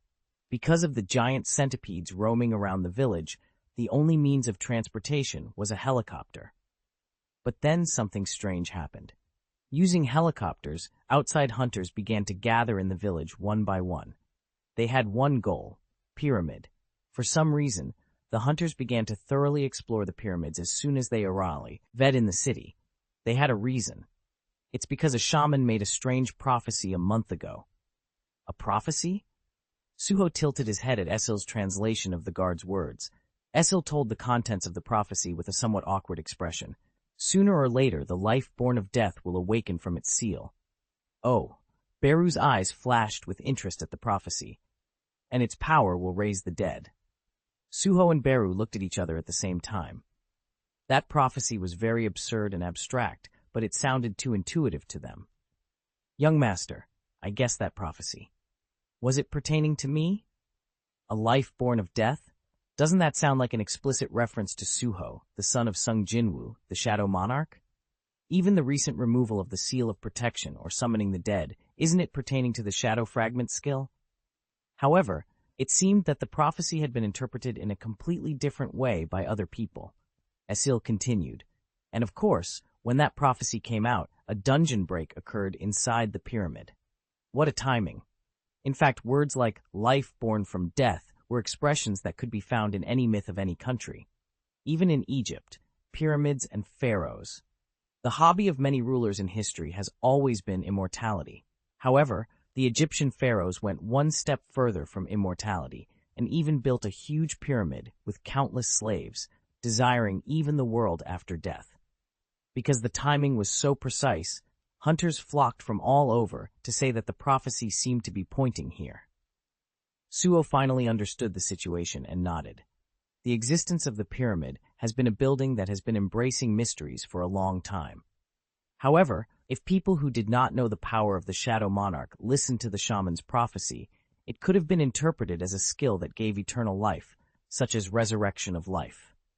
Runestones, which are sometimes found in dungeons, brought out a variety of skills. But unexpectedly, something important was found inside. What? For a moment, Isil stared blankly at the guard who was talking to her. Then, the guard looked awkward for no reason and shrugged.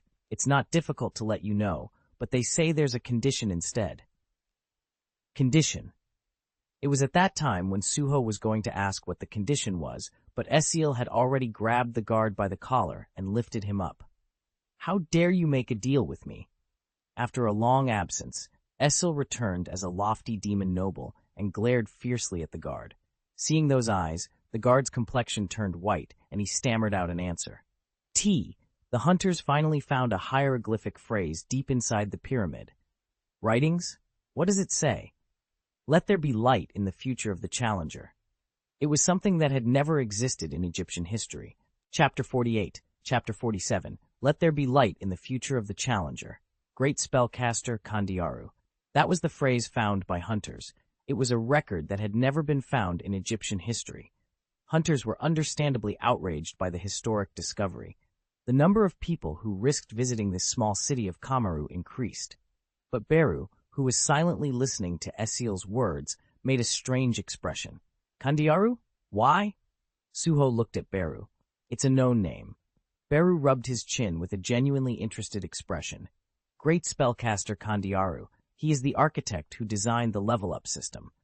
Architect? Why would someone like that leave a writing inside the pyramid? I don't know that much, but isn't that building considerably older? That's right. Kandiaru was a shaman of the Huan tribe who dreamed of eternal life. Great spellcaster Kandiaru.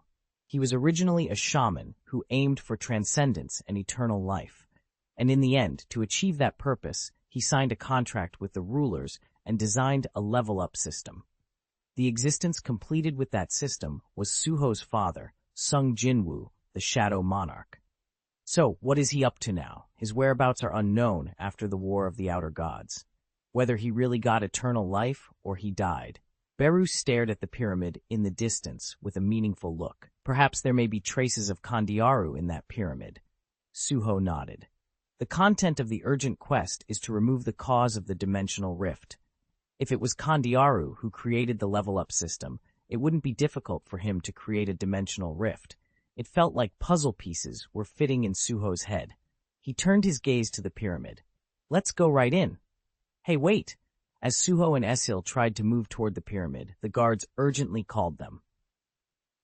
With the two glaring piercingly, the guards stopped with awkward expressions. I heard you have to be careful if you're going to enter the pyramid right now. Why? After that, Suho looked at Isil as the conversation continued for a long time, and Isil quickly translated. To summarize, there is a guild that recently monopolized the pyramid by force. Guild? Suho looked confused. Scavenger Guild. It was one of the largest guilds in the United States, founded by Thomas Andre, an S-class hunter. He was a UFC unlimited weight champion even before his awakening and was unrivaled in the ring. He defended his title until his retirement, after which he suddenly awakened as an S-class hunter, and now he has become one of the strongest hunters in the United States, with no rivals outside the ring. As a guild established by such a person, the reputation of the Scavenger Guild was unmatched in the United States. Their symbol was strength. Under the guild leader's theory that those with power win everything, they had a lot of notoriety. It was also a guild responsible for the safety of citizens by defeating so many demons. Still, I don't think all the Scavenger Guild members came. The numbers are quite few. Isil, the walking translator, conveyed the words of the guards. It was only natural that the guards were concerned about Suho and Isil. Entering the pyramid, monopolized by the Scavenger Guild, meant that they would confront those people soon. However, Suho must go on a quest and had no other options. Despite the guards' dissuade, Suho and Isil entered the village. They walked straight toward the pyramid. Swoosh! Meanwhile, Arachne hid in Suho's shadows after the hard work it did. That was the only way it could be free from the villagers' gazes. The village's atmosphere. Suho crossed the street and looked around. Hunters with big and small energy were living throughout that place. At first glance, it looks like an ordinary village, but their energy was enough to let Suho feel that all their nerves were focused on the pyramid. It was like they had the momentum to run towards the pyramid at any moment. But why can't Hey, do that? It's them. Men with tough stance stood guard at the entrance to the pyramid. The Scavenger Guild's B-class hunter Gerald was the head of the gatekeepers guarding the entrance. He had been in a bad mood ever since he had been brought there a few days ago. Did they bring people all the way to Egypt because of some kind of prophecy or superstition? What's more is making him simply guard at the door under the scorching sun. Gerald's already formidable face was further crumpled by the hot sunlight. Who are those guys? Seeing a man and woman slowly approaching the pyramid, he frowned even more. Gerald asked the subordinate next to him. Huh? Didn't you notify all the hunters in the village? I did. Approaching the pyramid will be regarded as hostile to the Scavenger Guild members. Then what kind of shitheads are those guys? Do they think they have multiple lives? There was a reason Gerald was intentionally talking loud to his subordinates. Most hunters have good hearing. This was a kind of warning or a threat to kill if Suho and Esil would continue to approach. His words reached Suho's ears. Of course, he couldn't understand the meaning because it was English. Esil didn't even think of interpreting those words. Are they still coming up? Suho and Esil were going up the stairs of the pyramid one step at a time, and when they got closer, hey! As Gerald winked at his subordinates, the Scavenger Guild members rushed at Suho without any warning. Get out of here, you bastards! Swoosh! Huh? Looking at them, Suho tilted his head. This is how they attack? Well, we couldn't understand each other anyway. Suho smiled brightly and drew out his twin swords. Sometimes fists are a more effective way to communicate than 100 words. Blade Storm. Use skill Blade Storm. Swoosh. Huh? There was a sudden sandstorm. As a result, the members of the Scavenger Guild, who had already stepped on the outer wall of the inclined pyramid, stumbled down. Meanwhile, a fierce battle was taking place inside the pyramid. Because of the disintegration, the pyramid inside turned into a labyrinth. There were other hunters who were exploring the labyrinth even before the Scavenger Guild arrived. The latter were very coercive dealing with other hunters. You guys have two options. Go out or die. Crazy bastards. We came here first. The hunters whom the Scavenger Guild confronted were enraged. Ryo Singh, a B-class hunter from the Asura Guild in India, had been exploring the labyrinth for a week. However, the guys who came in later are trying to kick them out by force. There was no hunter who would quietly withdraw from a situation like that. Everyone, get ready for battle. The Asura Guild, like its name, was by no means easygoing. All of them had twin swords, and the red swords coming out of each of their weapons was like that of Asura in mythology. As soon as they were ready to fight, a terrible killing spree engulfed the area. The Scavenger Guild, who looked down on them because of their small number, became more serious. Ryo Singh raised his twin swords and aimed at them. I can't come this far and go back empty-handed. You better not take us too lightly. Ryo Singh was a rising star in the Asura Guild, but due to the nature of India, a class society, one could never rise to the top without a clear criminal record. In particular, this incident was of utmost interest within the Asura Guild. Ryo Singh volunteered for this job to enhance his status. If I go back empty-handed, I'll be kicked out of the guild. What's with these guys? Randolph, who was leading the Scavenger Guild members, was a little taken aback by the response of the Asura Guild. Unlike the other hunters, they did not intend to back down. Sigh. These are the ones who have to see blood. Randolph's lips curled up into a wicked smile. A murderer who committed a crime that took place in a dungeon cannot be held guilty. Kill them all. Swoosh. At that moment, the whole die of the Scavenger Guild members was wrapped in giant's armor. If the Asura Guild's avant-garde consisted of dealers, the Scavenger Guild's avant-garde consisted of tankers. It didn't feel good. For a moment, Ryo Singh felt an instinctive sense of danger. The well-organized tanker's sense of intimidation reminded him of a huge monster, a battle between spear and shield. However, in such a narrow space where it was difficult to wield a weapon, the shield was overwhelmingly advantageous. Knock them all down! Ah! The Scavenger Guild members rushed forward with their excellent defense. Make space. At Ryo Singh's command, The Asura Guild members mercilessly swung their twin swords and broke down the wall that was blocking them. Swish! A space was created. Attack everyone! Slash! The spear and the shield, no, swords and shields clashed. Struggle! Randolph crushed his opponent with overwhelming force. He was a little taken aback as the opponent struggled quite a bit, but the result didn't change anyway. Your petite blades will never pierce our armor. In the end, what determines the outcome of the fight is overwhelming power. All the guild members that Randolph had brought were proud of their strength. Blag! Ah! The Asura Guild members were thrown helplessly by the brutal force, cut the seams of their armor. Ryo Xing's plan worked. No matter how hard the tanks were, they were not invincible, and there were definitely gaps that their armor couldn't protect. However, the Scavenger Guild themselves knew better. They tried to press the opponent while filling the gap with each other. Ha! Feel free to come at me, Randolph shouted, and ran like a truck, throwing Ryo's body off. Blag! Ack! Ryo Xing flew backwards and crashed into a wall. Blood gushed out of his mouth. Is this the end? Right then. Grumble. The sound of a wall collapsing could be heard in the distance. A man and woman quietly intervened in the fierce battle. Huh?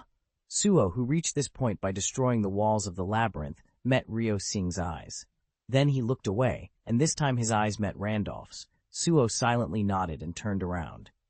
Well, keep going. Chapter 49, Chapter 48. Where are you going? Randolph wouldn't just leave him who was about to sneak past them. He had his men chase after Suho with a loud voice. Caw! The Scavenger Guild members rushed toward Suho like rhinos. How dare they? Twin wicks flashed in Beru's eyes. Meanwhile, Suho looked at them calmly as they rushed towards him. Are they really just tanks?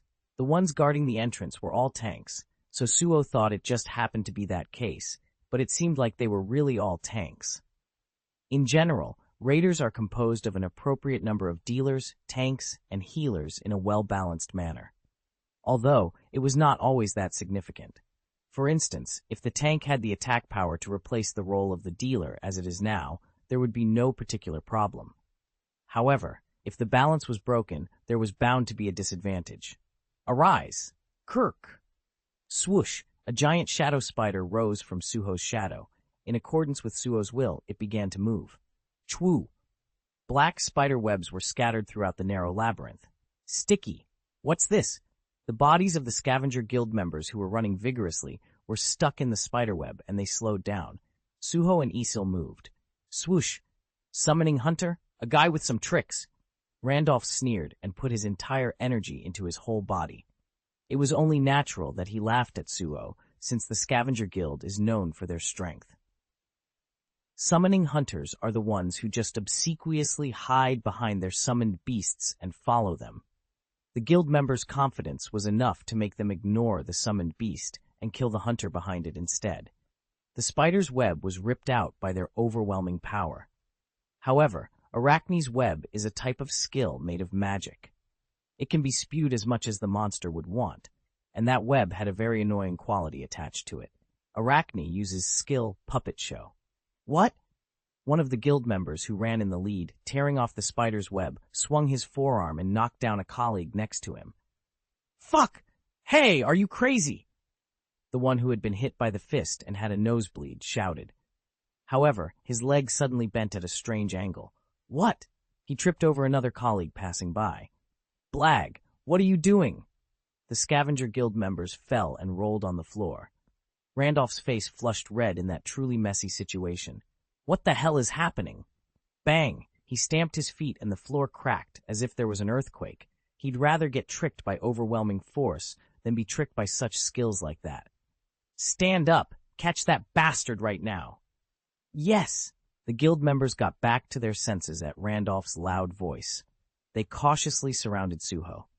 I guess you forgot me? Isil rushed towards them with her spear. Swish! Oh! It was not easy to dodge the javelin flying in a straight line in that narrow space. Isil's weapon caused an explosion of magic.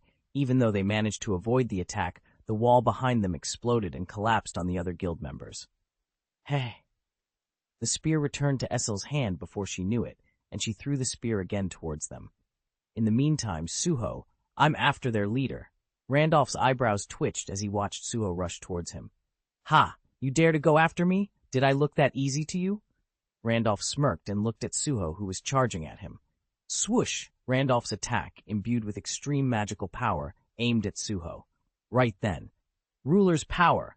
Suho stepped on the air and jumped up and went back behind Randolph as if he were performing aerial acrobatics. Huh? Well then, we'll pass by. Suho chuckles at Randolph and raises his hand with a grin. The smile enraged Randolph. How dare this bastard? He's the type that easily gets provoked. In an instant, a strange light appeared in Suho's eyes. Through his senses stats, he figured out that Randolph was an A-class hunter, a level of strength he cannot dare to face with his own.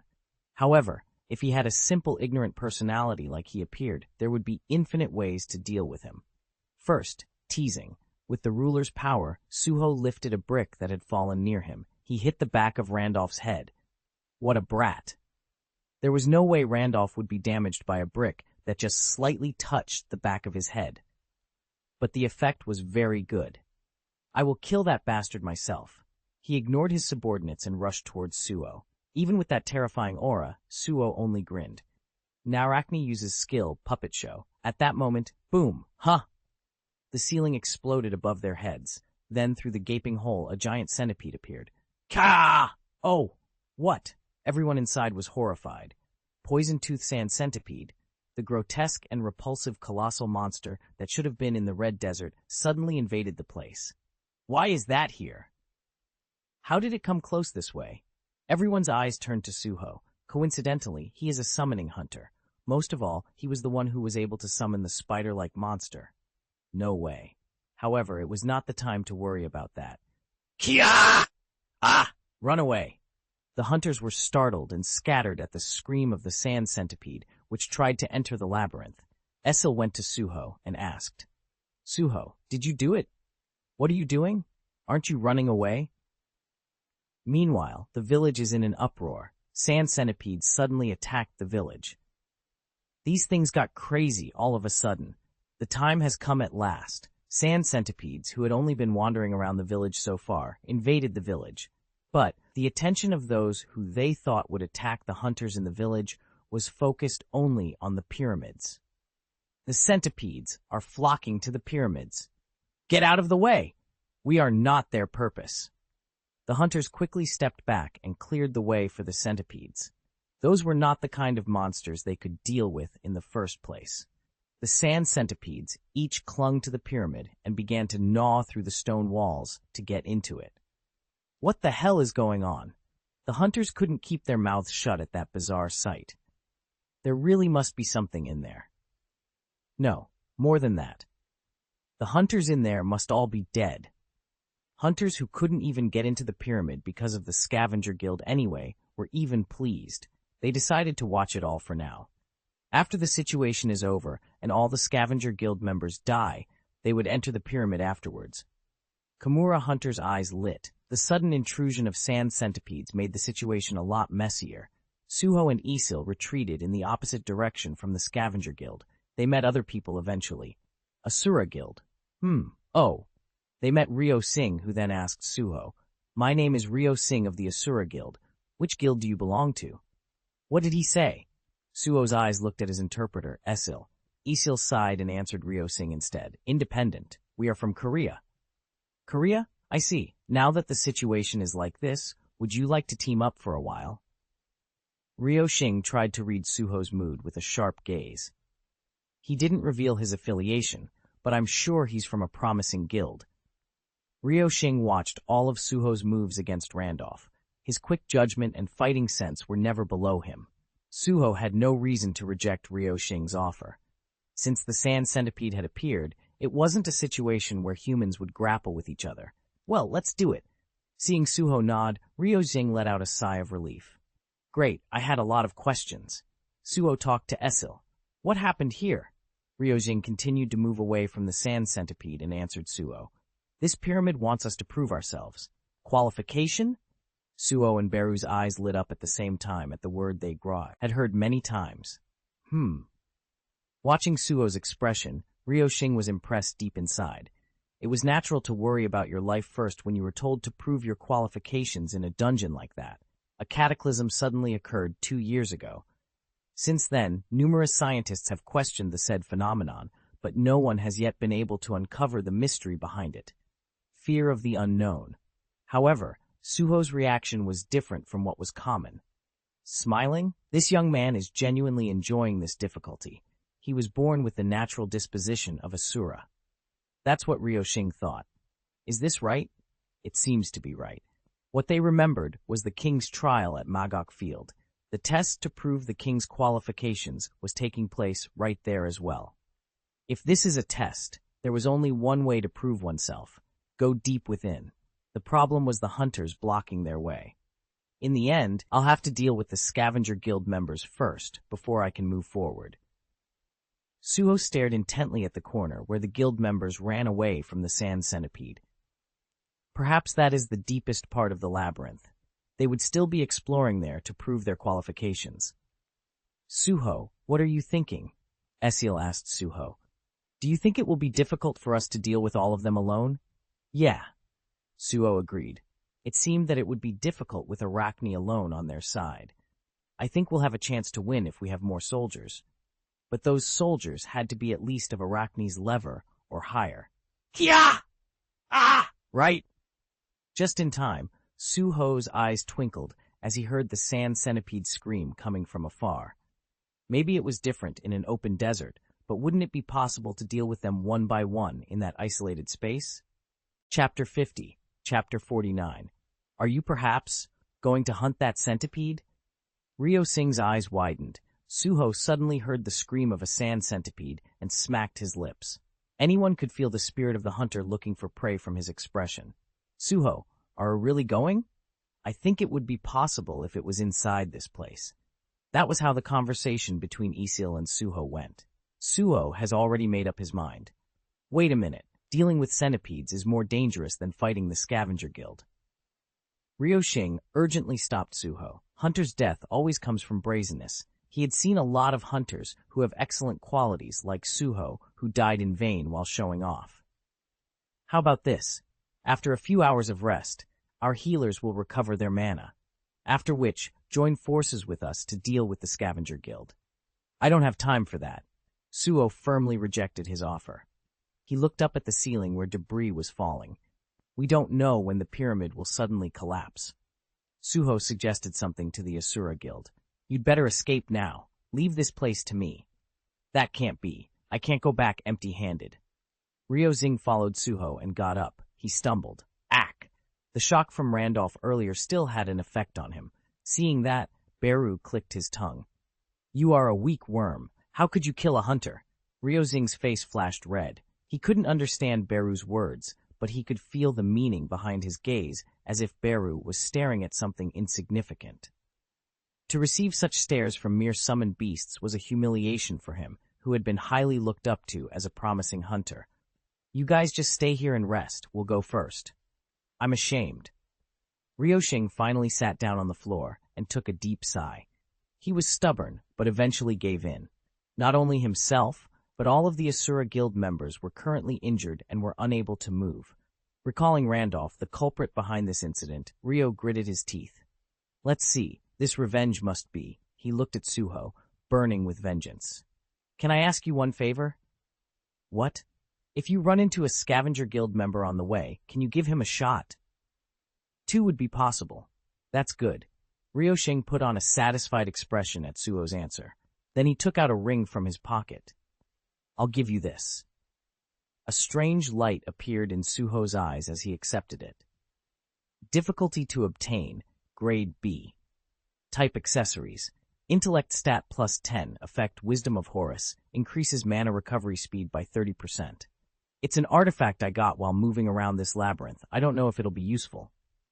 Ryoshing wasn't able to check the information on the item and didn't seem to know how great the item he was handing over was. This item is exactly what I need right now. While fighting the sand centipedes, Suho desperately felt what he lacked. Mana. Suho was able to gain strong power as a result of allocating all remaining stats into his strength stats, but as the importance of other skills has increased, he felt the need for intellect stats. The Ring of Horus was a great treasure that increased his intellect stat by a whopping 10. Besides, as the intellect stat goes up, the number of shadow soldiers also increases. In order to catch the sand centipede, increased offensive power was the answer. The opponents were hard to defeat just by simply increasing the number of shadow soldiers, but with the Ring of Horus, the odds would go up even more. Thanks, I will use it well. Suho hurriedly took the ring from Ryosing's hand before he changed his mind. Status window. He immediately checked the status window. Name, Sung Suho, level 26, occupation, none. Title, Wolfslayer, HP, 6050, MP, 1235, 435, stats. Body strength, 54, muscle strength, 35, agility, 35, intellect, 35, senses, 35, divisive ability, 0.0. Wah! Suho's eyes widened. His mana power, which was 635, had risen to 1,235. That was at least twice as much. This would double the casting time of the giant's armor. Moreover, number of shadows that can be released. I think it's really worth a try now. Suho flashed a smile on his lips and immediately turned his gaze to the place where he felt the presence of a sand centipede. Let's go right away. I can feel the presence of other demons on the way. Beru guided Suho by flicking his short antenna. From the point of view of having to increase the number of soldiers anyway, the more mage beasts they encountered on the way, the better. Suho parted ways with the Asura Guild and moved into the labyrinth. Meanwhile, the Scavenger Guild members, who jumped into the depths of the labyrinth to avoid the sand centipede, were struggling. Stop! Mummies are rising from the coffins again. The demonic beasts that appeared were in the shape of mummies. At first, the guild members took the situation lightly as the mummies slowly approached. However, when they actually bumped into them, those mummies were by no means easy ones. Swoosh! Randolph, no matter how many times I kill these guys, they rise again. Break their limbs so that they will never rise again. Yeah, but, kook! Randolph was startled. One by one, his subordinates dealing with the mummies turned white and began to collapse. Poison. As he hit the mummy's body, rotten poison seeped out from within the bandage. What happened? Randolph has experienced various monsters while working in Scavenger Guild, but this kind of monster was the first one. A monster that resurrects endlessly. These guys usually have a summoner behind them, right? Randolph had been looking for the summoner since a while ago, but he couldn't find even a trace of him. Look for him. We have to find the summoner somehow. If he controls these guys, he must be hiding somewhere around here. Randolph was desperate. Right behind them, they could hear the sound of sand centipedes approaching close, and in front of them, mummies were surrounding them. Healer, you still haven't recovered your mana. I'm sorry, if you wait a little longer. Useless. Quack. Seeing Randolph indignantly kicking the mummy in the stomach, the healers were horrified. Fretting won't refill their exhausted mana quickly. This won't work. Ignore everything and rush forward unconditionally. Randolph, what about the poison? Just stop breathing and run, you bastards. Blag. The bodies of the mummies bounced like bowling pins at Randolph's unstoppable charge. There is no time to waste on these little puppies. Run, no matter what. Besides, those mummies would be eaten by the sand centipedes that followed. It would be perfect if the mummy's poison killed the sand centipede as well. Scavenger Guild members started running with their teeth clenched to escape from the mummies surrounding them. Rotten mummy. Suho and Esiel, who jumped into the labyrinth, were also surrounded by countless mummies.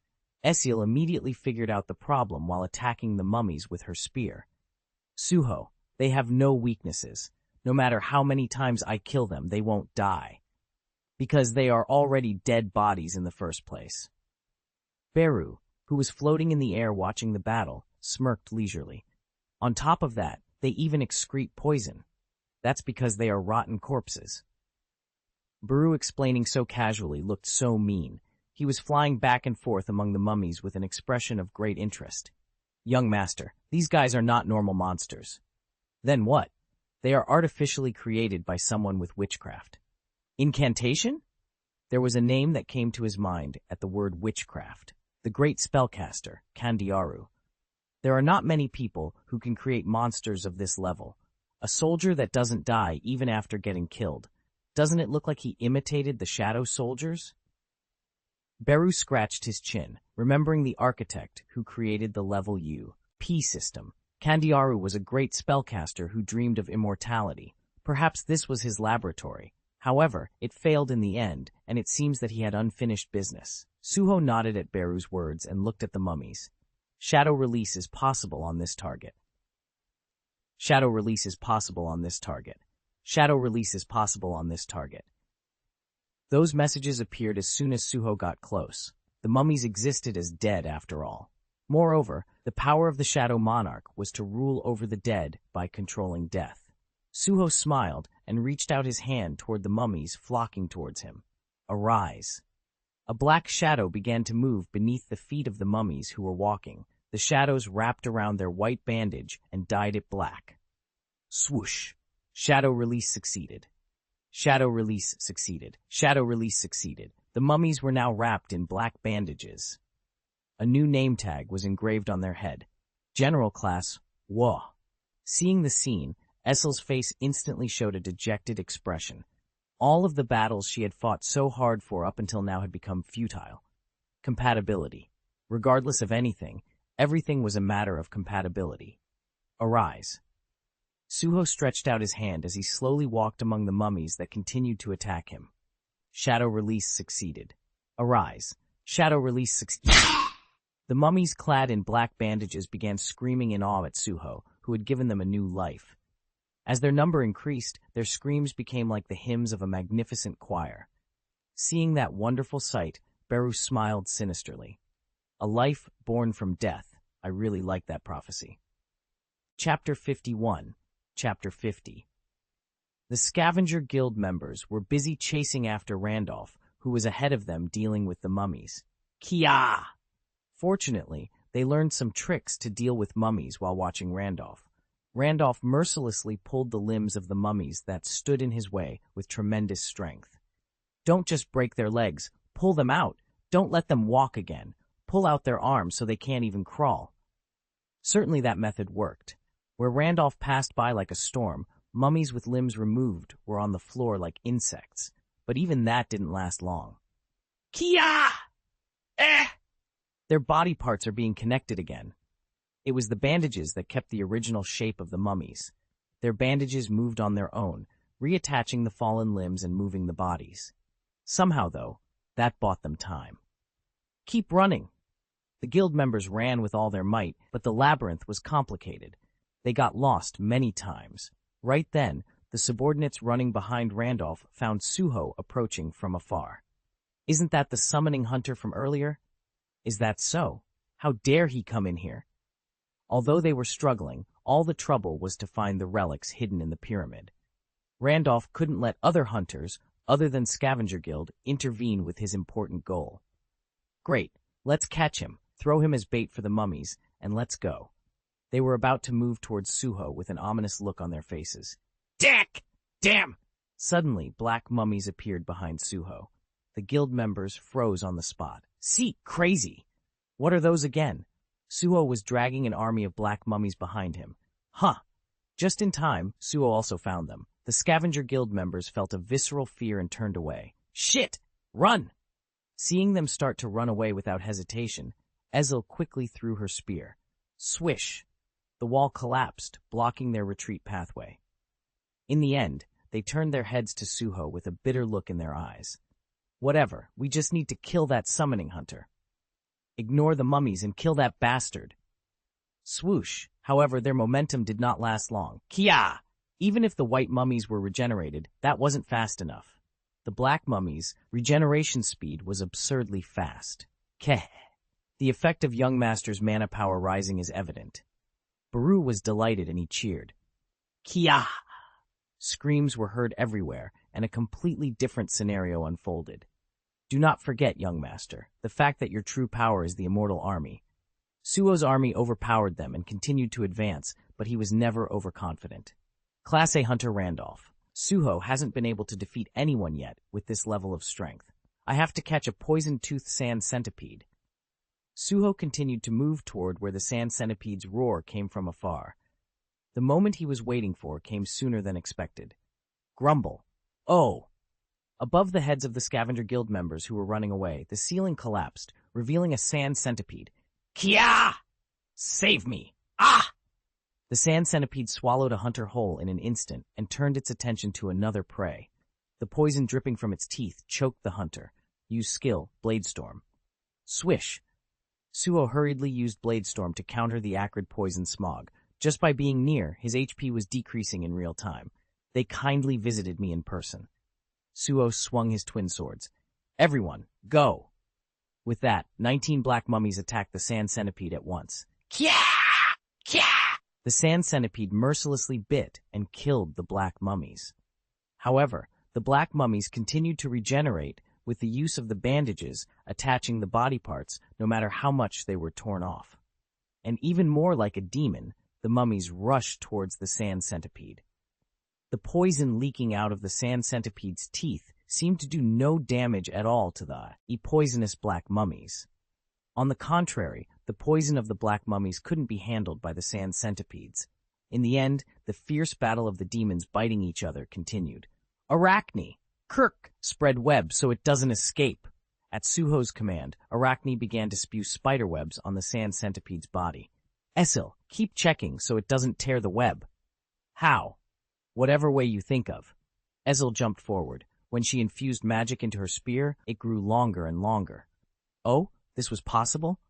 Meanwhile, Suho quickly bought a mana potion from the store and put it in his mouth. Just then, Beru appeared and explained. Among the demons, there are those who can be spiritualized like that. That's why the demons in the factory can also possess humans, do you remember? Spiritualization? Yes. That spear is the demon's horn, and if the demon can be spiritualized, that spear can also be spiritualized. If it gets transformed into a spiritual body, it will be easy to infuse magic to adjust its size. What about mine? Suho raised his weapon, the Vulcan's horn. After all, that sword was also a demon's horn? Oh, that's right. A strange light appeared in Beru's eyes. In my memory, the demon named Vulcan was enormously large. Of course, the horns were also very large. Why is this sword made of such a large horn so small? Its power must have been compressed in the process of making the weapon and transforming it into like Esil's spear. Suho's got an idea. Item Horn of Vulcan. Difficulty to obtain. Type, sword attack plus 40. A sword crafted from the horns of the greedy demon Vulcan. Vulcan's powers are imbued, dealing more damage. Effect Destruction Desire. Increases physical damage by 40%. Effect Demon Devourer. The power of Vulcan becomes stronger as it devours a demon's soul. Devoured demon soul. Item information floated on Vulcan's horn. That sword was a weapon that became stronger as it absorbed demon's soul. Esil, who was fighting fiercely right in front of him, was also a demon aristocrat with very noble blood. Esil, what? Esil answered without turning her head. I have something on my mind right now. Can you help me? I don't know what it is, but I got it anyway. Is that a yes? Suho's lips went up at Esil's confirmation. Then he approached right next to Esil, who was fighting a sand centipede. Can you become a spirit now? It is possible, but why? Gasp! Esil was thrilled when she found Vulcan's horn in Suho's hand. Can you possess this for a second? Suho said with a bright smile. Hey! Esil, who was still fighting a breathless battle, had no time to argue with Suho's sudden idea. Is it possible? It's possible, but oh, I don't know, spiritualization. Less talk, more work. Flash. At that moment, Esil's body gradually became transparent and turned into a spirit. Just like when Grey possessed Suho's body, Esil permeated into Vulcan's horn. Ring! Vulcan's horn devours the demon's soul. Esil's sharp voice echoed from within Vulcan's horn. Oh, okay. Now what? Good. Can this sword grow like your spear? Of course. Oh, so that's it. It was such an urgent moment that an explanation was time-consuming, but Esil also realized something from Suho's words. It reminded her of the moment when Suho first grew in size and fought against sand centipedes. The time when he fought with his bare fists because he had no weapons. Are doing it now? You'll need mana to do that. For a moment, Suho avoided the sand centipede's attacks just in time. As he ordered the black mummies to counterattack, he looked at Rakan's sword in his other hand. Hey, did you see that? Can you do it too? Rakan's sword made no reply. No? Aren't you part of the Fang clan like demon's horns? Suho remembered clearly. Rakan was king of the beasts he met in the realm of rest. The sword was a fang that was pulled from the huge wolf's moth. It couldn't have been this small in the first place. It is possible, but I have no right. Right then, an answer came elsewhere. The king of beasts, Fang monarch, nods his head willingly. This was because the owner of that fang was Rakan. Great. After all permission was granted, Suho felt no need to delay any longer. Giant's armor. Use skill, Giant's armor. The armor wrapped around Suho's body and his size doubled. Now, the two swords held in both hands of Suho grew in size at the same time. Vulcan's horn and Rakan's sword enlarged to a size that fit Suho's hand, growing twice as large. Suho crossed the twin swords and his eyes flashed. It will be different from before. Without hesitation, Suho rushed towards the sand centipede and swung his twin swords.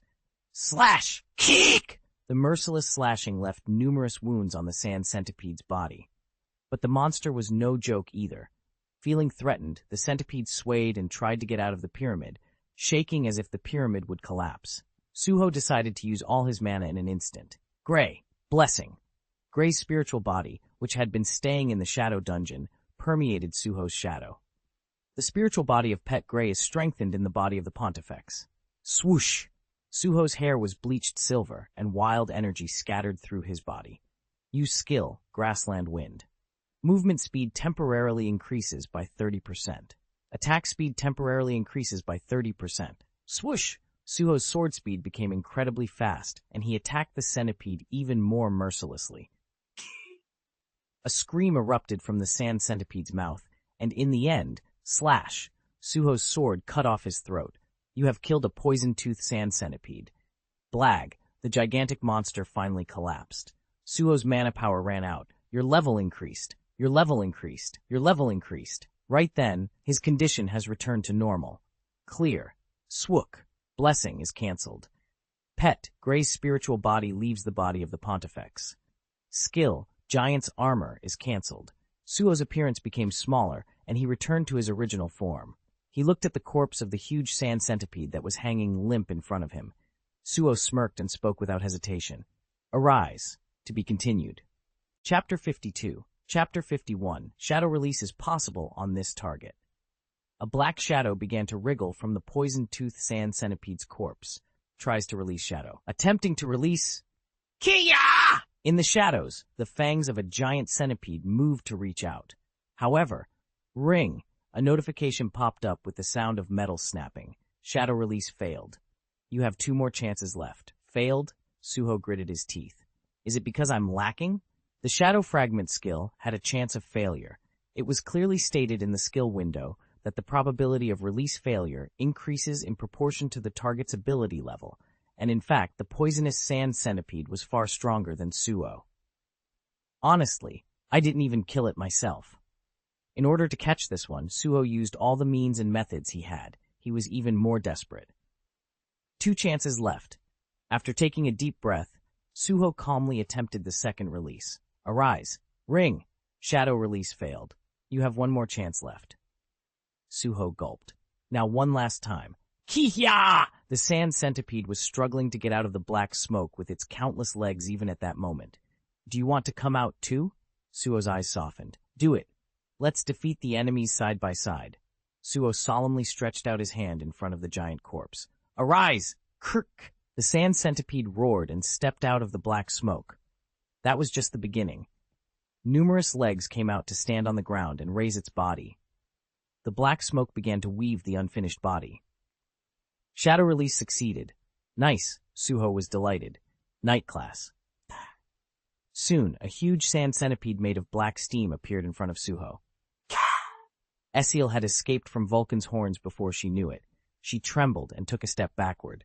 Gray, who also just in time fell from Suho's body, curled up and hid behind Essiel.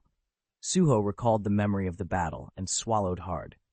Now, this monster is mine. Ring. Names can be given to soldiers of night class or higher. The given name will be maintained until the shadow disappears. Please specify the soldier's name. Giving it a name was not the important thing at that moment. They still had a job to finish. Night class. Let's go. Suho roughly decided on the monster's name and got on its back. Wait! Me too! Hmg!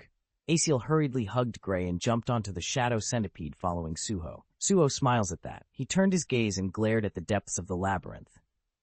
Good. Should we go now? Meanwhile, Randolph continued to run through the labyrinth with a small group of men. Mr. Randolph? No more mummies are following us. Chuck, Randolph stopped walking and looked at his men who were running out of stamina. Tsk. Weak things. He kicked his tongue at his subordinates who fell behind. Well, they're strong guys anyway, so they'll come after me somehow. Let's keep moving. Their speed slowed down. They were now moving carefully, step by step. Randolph walked down the endless hallway, staring in all directions. Why did the mummies disappear? Maybe we are almost at the end. A small smile crept across Randolph's lips. They found writing in the pyramid. Let there be light in the future of the Challenger. Now, we are the only challengers left. He surely believed that the artifact will be theirs. Search all over. Yep, there's surely something. The Scavenger Guild was famous for having a strong body. Their strength shined especially in rough terrains. Endure the traps with your body. Just break and smash everything. Find any clues. No one dared to stand in their way. The walls collapsed, and if they saw even the slightest suspicious object, they smashed it. They proceeded towards the end of the labyrinth little by little. At the end, it's a door. A huge door appeared in front of them. We found it. We're here. Joy spread across their faces. They opened the door without hesitation. Crazy. Their eyes opened wide. There was huge circular space. In the middle of it, a huge crocodile man was chained. He opened his eyes to look at the uninvited guests. Chills. They saw the vertically split eyes of the reptile and felt fear. He was the only one there. Ha! Randolph plastered a cruel smile on his lips and had extreme energy in his whole body. Found it! Boss Mob! Armed with all his skills, he prepared. Listen, his subordinates flinched and looked at him.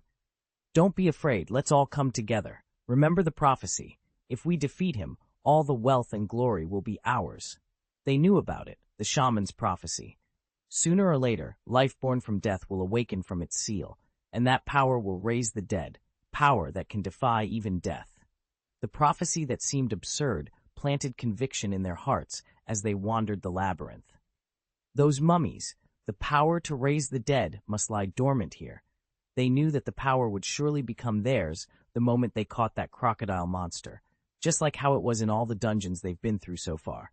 All right, let's go. If we fight all at once, we have a chance. I believe in you, Randolph. Swak.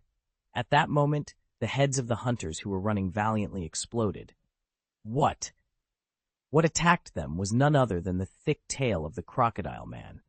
Although bound by chains, he arrogantly looked down at the ridiculous humans who attacked him like moths. Krrr. White smoke flowed from his mouth, and he flashed a terrifying smile. In an instant, the heads of 10 hunters were blown away. The Scavenger Guild tanks, who were known for their robustness, save us! The hunters who barely survived began to walk backwards with pale faces.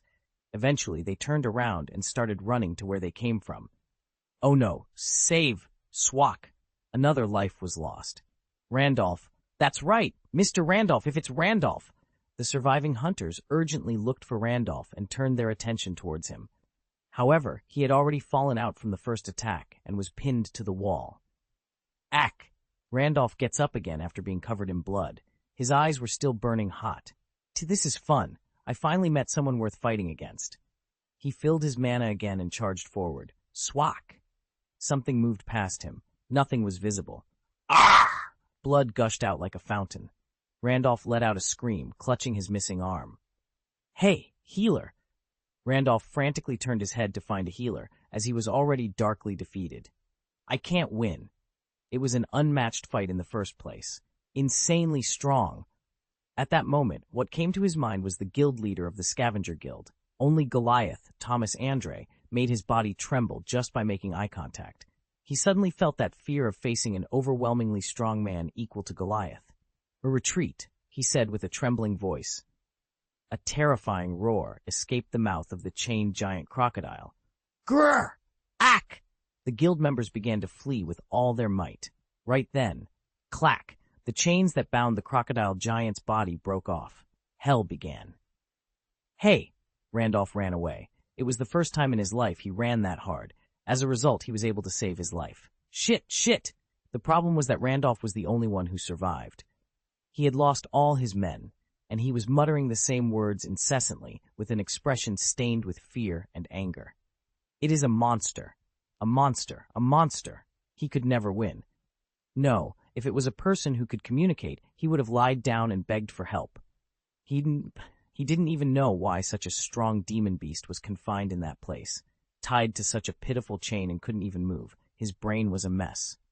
What the hell is this place? Grumble, the walls of the labyrinth collapsed and Suho appeared in front of Randolph. Huh? Through the hole in the wall, Suho recognized Randolph. All of Randolph's suppressed anger burst out at Suho. You! Randolph's eyes were burning with rage and thoughts were creeping in at the same time. Okay, I'll catch him and use him as bait when that baby crocodile comes to catch me.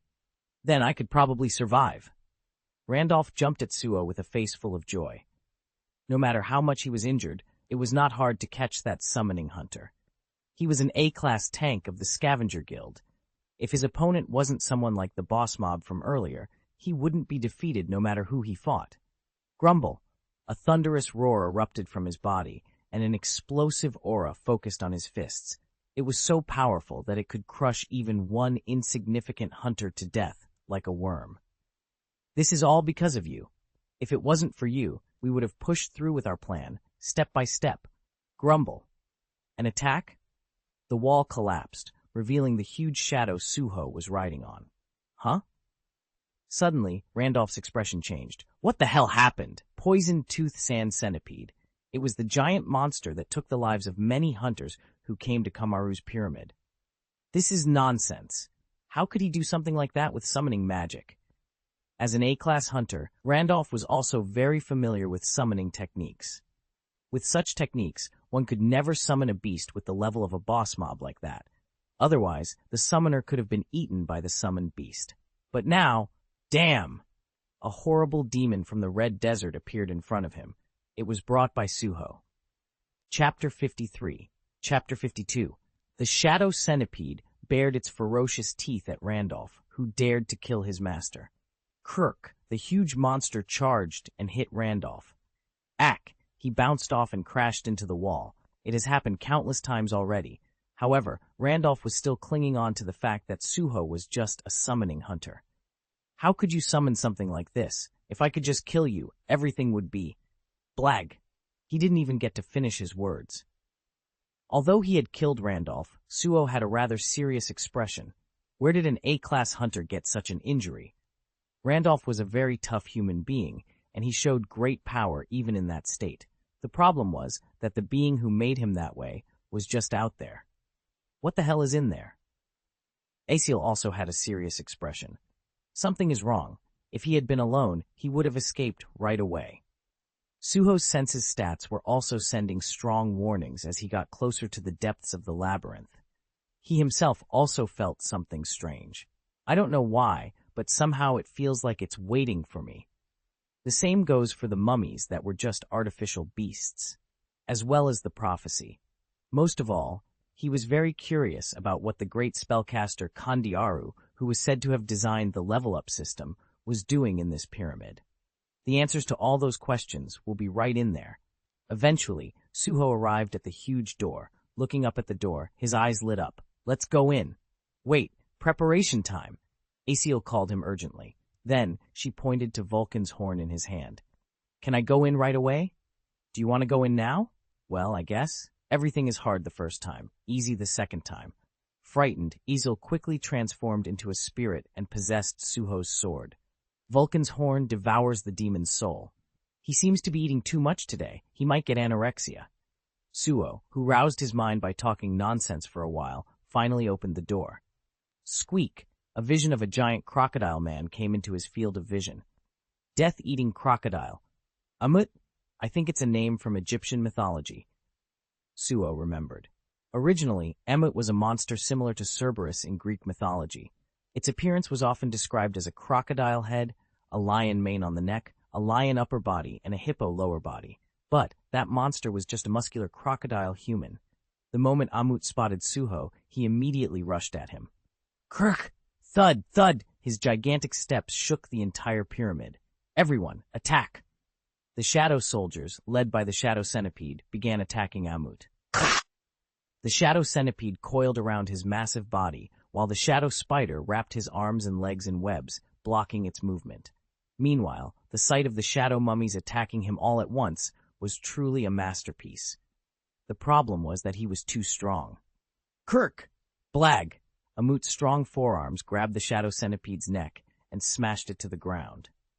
Then, with a most cruel smile, he slammed his fists into the torso of the shadow centipede lying on the floor. Bam! Truly an overwhelming power. Suho! Okay, we'll attack too.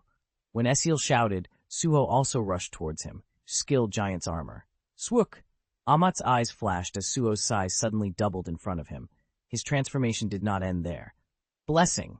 The spiritual body of Pet Grey is strengthened in the body of the Pontifex. Swoosh! Suho's hair was bleached silver, and a divine wind blew through his whole body. Use skill Grassland Wind. Movement speed temporarily increases by 30%. Attack speed temporarily increases by 30%. Swoosh! At an incredibly fast speed, Suho poured all his strength into Amut. Use skill Blade Storm. Swish! Krk! Amut laughed and threw his fist at the storm of blades that swung at him.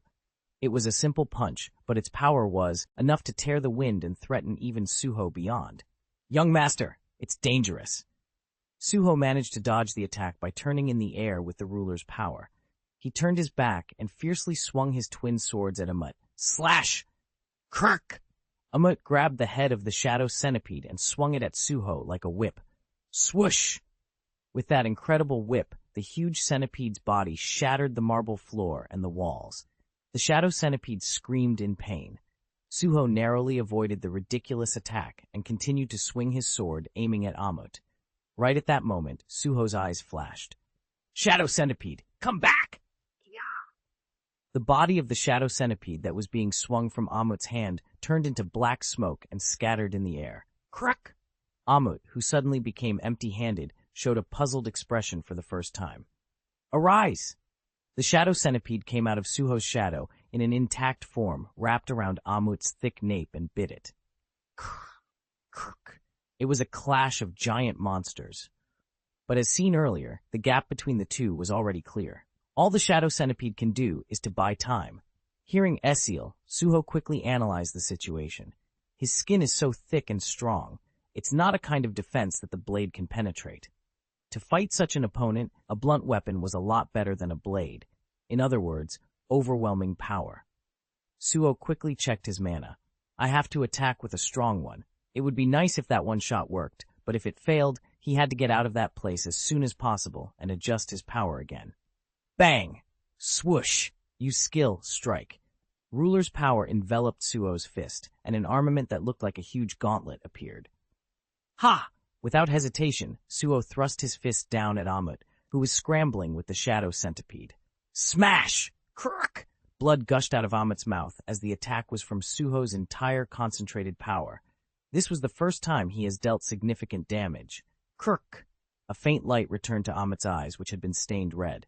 Surprisingly, his mouth opened, and words that Suho couldn't understand came out. A rigid body technique? Huh? Ha ha ha! It has been so long. I've never been hit by a fist like this. Suho couldn't help but be embarrassed to see Amut suddenly burst out laughing. What? Young master, that guy? Was you talking about that person? Suho had no choice but to stop the attack for a moment, which baffled everyone who was engaged in an all-out war. At that moment, swish, you purchased item Lesser Mana Potion. I'll quickly replenish mana first. Suho keeps an eye on the situation while drinking potions. Amut really didn't show any more will to attack Suho. Just like a child who found an interesting toy, he just stared at Suho's fist that hit him with twinkling eyes. Hey! Amut calls Suho without hesitation. Try that one more time. What? The strike? Strike? Do you call it by that name? Amut was giggling, even as he coughed up blood from his mouth. I don't see the need to decline when he's the one asking me to hit him. Suho glanced at his own mana power first. In the past, he would have run out of mana after a single blow, but thanks to the Ring of Horus given to him by Ryo-Sing, he still had enough. Use skill strike. Suho's fist turned black again. He raised his fist. Wait, I want to watch it for a while. Amut's vertically split reptile eyes spun round and round, closely watching Suho's fist. He then bursted into laughter again. Ah, what? You can only do spiritual body manifestation with your fist? Is that even enough to give half punch? What are you talking about? And what spiritual body manifestation? Suho eventually lost the will to fight. Which hunter in the world would be treated like that by a boss mob he met in the dungeon? A message has arrived from the distant world of rest. The king of beasts, Fa, Nung Monarch, giggles as he observes the situation. Are you laughing at me now? The king of beasts, Fang Monarch, would like to inform you that he is the mentor who raised the Iron Body Monarch. Mentor who raised who? What do you mean what? The one who raised the Iron Body Monarch. Unlike Suho, who was puzzled, Beru was shocked and made a fuss. Seriously? So, they were people who knew Tarnak after all? I knew it. Hearing their conversation, Amut smirked and grabbed the shadow centipede that kept biting his neck with both hands and threw it on the floor. The shadow centipede regenerated itself and attacked Amut, but Suho took the shadow centipede and asked, Tarnak? King of monstrous humanoids, Tarnak. Iron Body Monarch. Amut chuckled as he spat out the black blood from the corner of his mouth. I am the mentor who taught him spiritual body manifestation. I've heard of that before. Swook! Ezel escaped from Vulcan's horn and continued. The reason why the king of monstrous humanoids came to be called the Iron Body Monarch is because he uses a unique technique called spiritual body manifestation. That's right, I am the one who passed it on. But what now? I heard he died? Amut sat down with his butt on the floor. At the same time, his eyes remained only in Suho's enveloped fist as if possessed. Grin. Yeah, that's fine. Amut said he had a good idea, looking at Suho. Hey you, I see some potential. Tarnak must be dead anyway, so why don't you learn instead? I'm talking about the spiritual body manifestation. All of a sudden, right then, a message appeared in front of Suho. Daily Quest Spiritual Body Manifestation Training has arrived. Chapter 54, Chapter 53, Humanoids. Goblins. The names that refer to them are indeed diverse. A mean dwarf goblin, a wild hunter orc, a vicious giant ogre. The world of Sura consisted of all kinds of magical monsters that competed with each other. It was a world of humanoids that has been around ever since. And, the lowest in the world, Goblin. The weakest of the weakest that always had to fight fiercely to survive at the bottom of the pyramid, a gutter-like depth. The reason why the king of the monstrous humanoids was born from those weak goblins started with a very small whim. Cruel crocodile humanoid, Kroko. Kroko Emmet, who reigned at the top of the ecosystem of humanoids, was interested in seeing a baby goblin he encountered by chance one day. Hey, look at this rascal. I like the look in its eyes. Krrk! The little one was a baby goblin who was born weak from birth. That's why it was a poisonous species that survived by biting off the eyes and ears of its kind more viciously than anyone else. The baby goblin, who struggled to survive even after being covered in blood, was never discouraged even in front of Kroko, the strongest humanoid. Even though its body was already trembling under the weight of fear, its eyes were staring at Amut with a strong desire to eat him. That very look caused a small whim in Amut's heart. The smallest and weakest goblin tried to survive a fierce battle. What would happen if he would mentor that shitty fellow himself? How strong can it become? This is going to be fun. Amut eventually decided to take the baby goblin without killing it. From now on, I will call you Tarnak. Krrk? I will train your wretched body to become like Kroko's. Hang in there as much as you can. Amut picked up the trembling little goblin with one hand and took it to his habitat. He even gave him a name. From that day on, Krrk.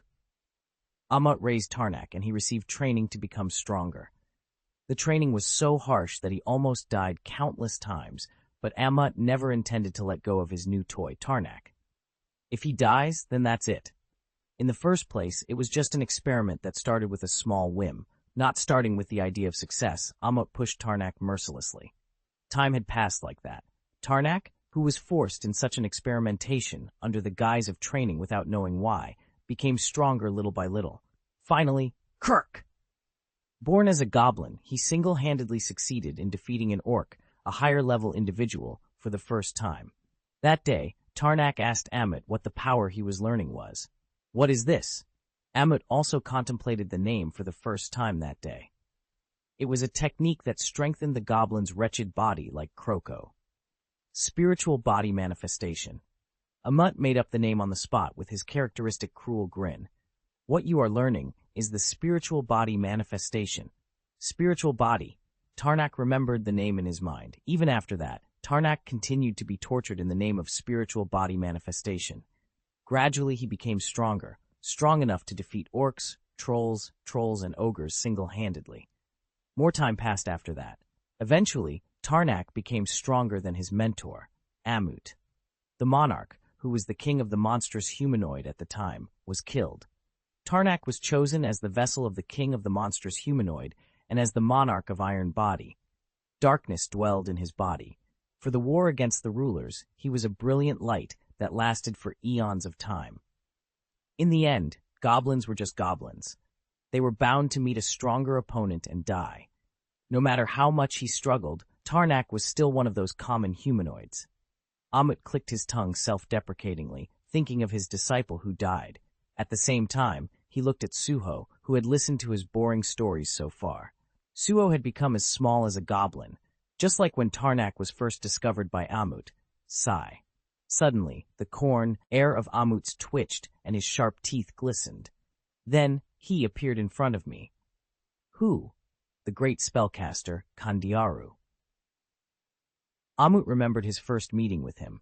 By the time the news of Tarnak's death in the War of the Outer Gods reached Amut, who was then living in seclusion, a shaman from the Huan tribe appeared in front of him.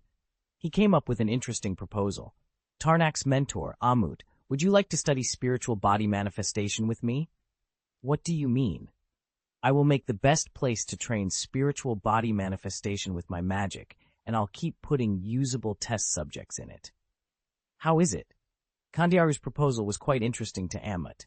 With the confidence in creating a strong monarch by himself, Amut captured and trained several goblins. However, all results were unsuccessful. Unlike Tarnak, the other goblins could not stand the intense training and died soon after. It was a huge disappointment to Amut. If it would continue to happen, he would eventually come to the conclusion that Tarnak was unique and that the spiritual body manifestation technique he developed was not great. It was very embarrassing. Kandiaru dug more into that. "Wouldn't you like to confirm it? If it was your spiritual body manifestation technique that was special, or was it Tarnak? You don't have to deliberately provoke me like that. I like your suggestion too.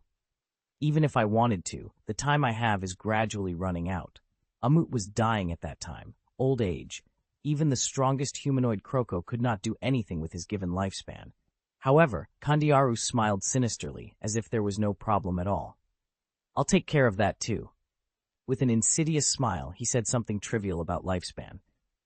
"I'm currently researching about eternal life." In the end, Amut took Kandiaru's hand. He soon regretted that decision. Flash! Amut's eyes turned red with anger. "Kandiaru sealed me in this damn tomb. Eternal life? What a scam." Amut's rage shook the pyramid. Of course, Kandiaru didn't lie. As per their agreement, Amut did not die in the end. He transcended lifespan and was able to live forever. However, it was only within the pyramid.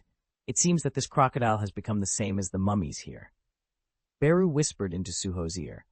Amut's rage died down and he suddenly began to chuckle. "Ha ha ha! Right?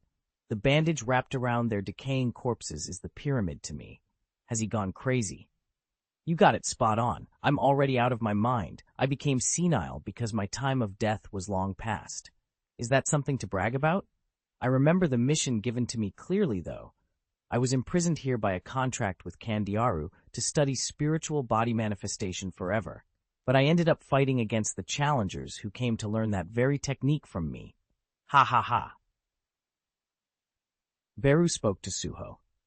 "Are you really trying to get training from that senile crocodile? What can I do? It's a quest." Suho realized the meaning of the writing Kandiaru had engraved in the pyramid. "Let there be light in the future of the challenger." Great spellcaster Kandiaru. He said a challenger, so he meant to try it. if one wanted to learn spiritual body manifestation. It's fun. Suho quietly flashed a smile and looked at the message that appeared in front of him. Daily quest, spiritual body manifestation training has arrived. Unchecked. Looking at the quest, it didn't seem to be harmful to himself.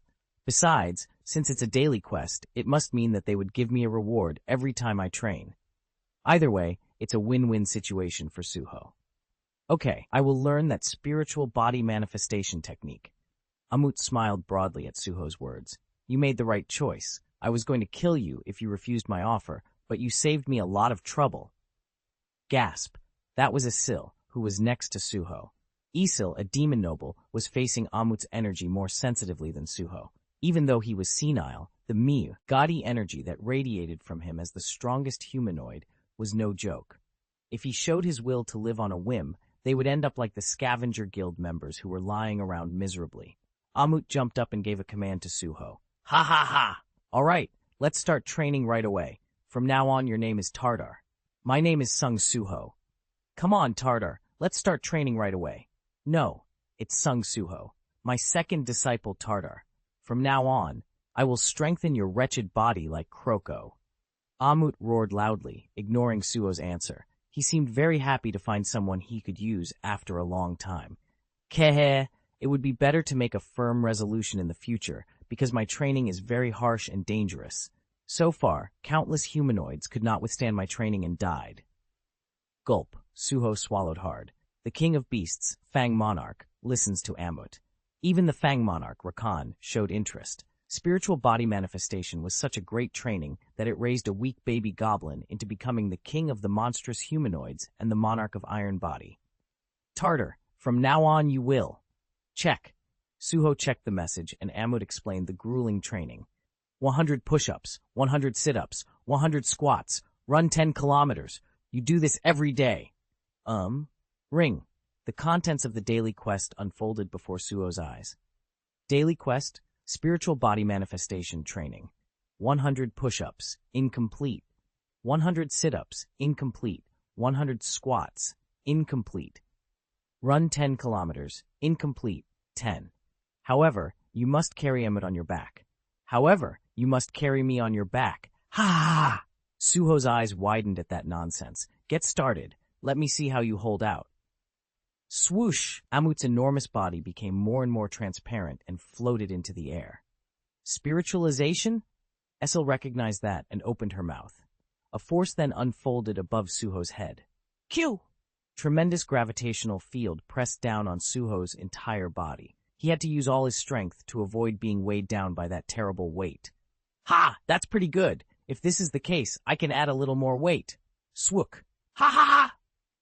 Amut's weight increased on top of Suho. Suho's muscle fibers were torn, and blood vessels began to burst out. Suho! Esil and Beru quickly stepped back to avoid the gravitational field, looking at Suho with worried expressions. Ha! What are you doing? Will you do push-ups only if you can no longer stand up? Hearing Amut's ridicule, Suho gritted his teeth and managed to lie down. When he lay on his stomach, he felt as if his body would be crushed by the enormous gravitational field. Ak! Our ruler's power! Swoosh! Suho barely used his invisible hand to support himself. This is why everyone else died. He began the push-ups of hell. 1, 2, 2. Why are only counting up to 2? Wrong posture. Is this a gym? Chapter 55. Chapter 54. The spiritual body manifestation training was hell itself. 11, 12. Koog! Twitch. 20 push-ups and he tore his muscles. 25, 26. Kook! Twitch. Drip. His tendon ruptured at count 30. 38, 39. Quadruped. He broke his arm at 40. Ouch! Ha! You are weak. Is this all you got? Show your guts. Amut had no intention of looking after the circumstances. Rather, he laughed loudly at Suho's weakened body. Extreme Sparta. So far, there have been numerous disciples who have failed to withstand his training and have fallen out. However, this pyramid is a spiritual body manifestation training center specially prepared for Amut by the great spellcaster Kandiaru. Training will continue even if a bone is broken.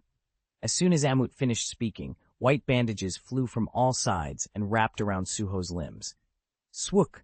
As his broken bones were forcibly put together, great pain ensued. All right, Can we continue training now?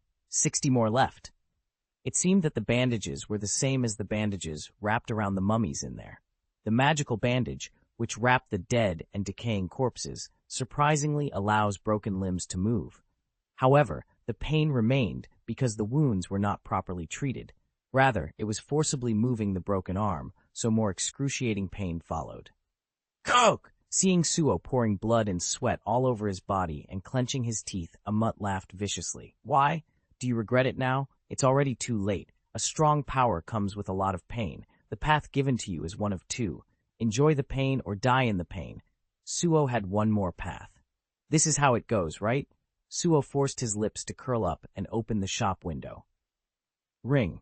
You purchased item, low-level healing potion. Swish. Suho snatched the healing potion with his telekinesis and poured it into his mouth. Gulp. The healing potion seeped into the rags wrapped around his body.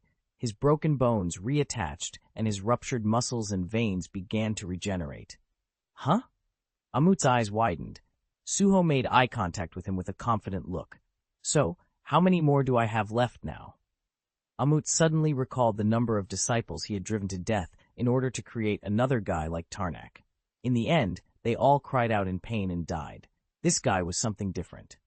Maybe it's different this time around? Amut showed his teeth and laughed grimly. Keh! You have a fun skill. With that, I can increase the intensity with peace of mind.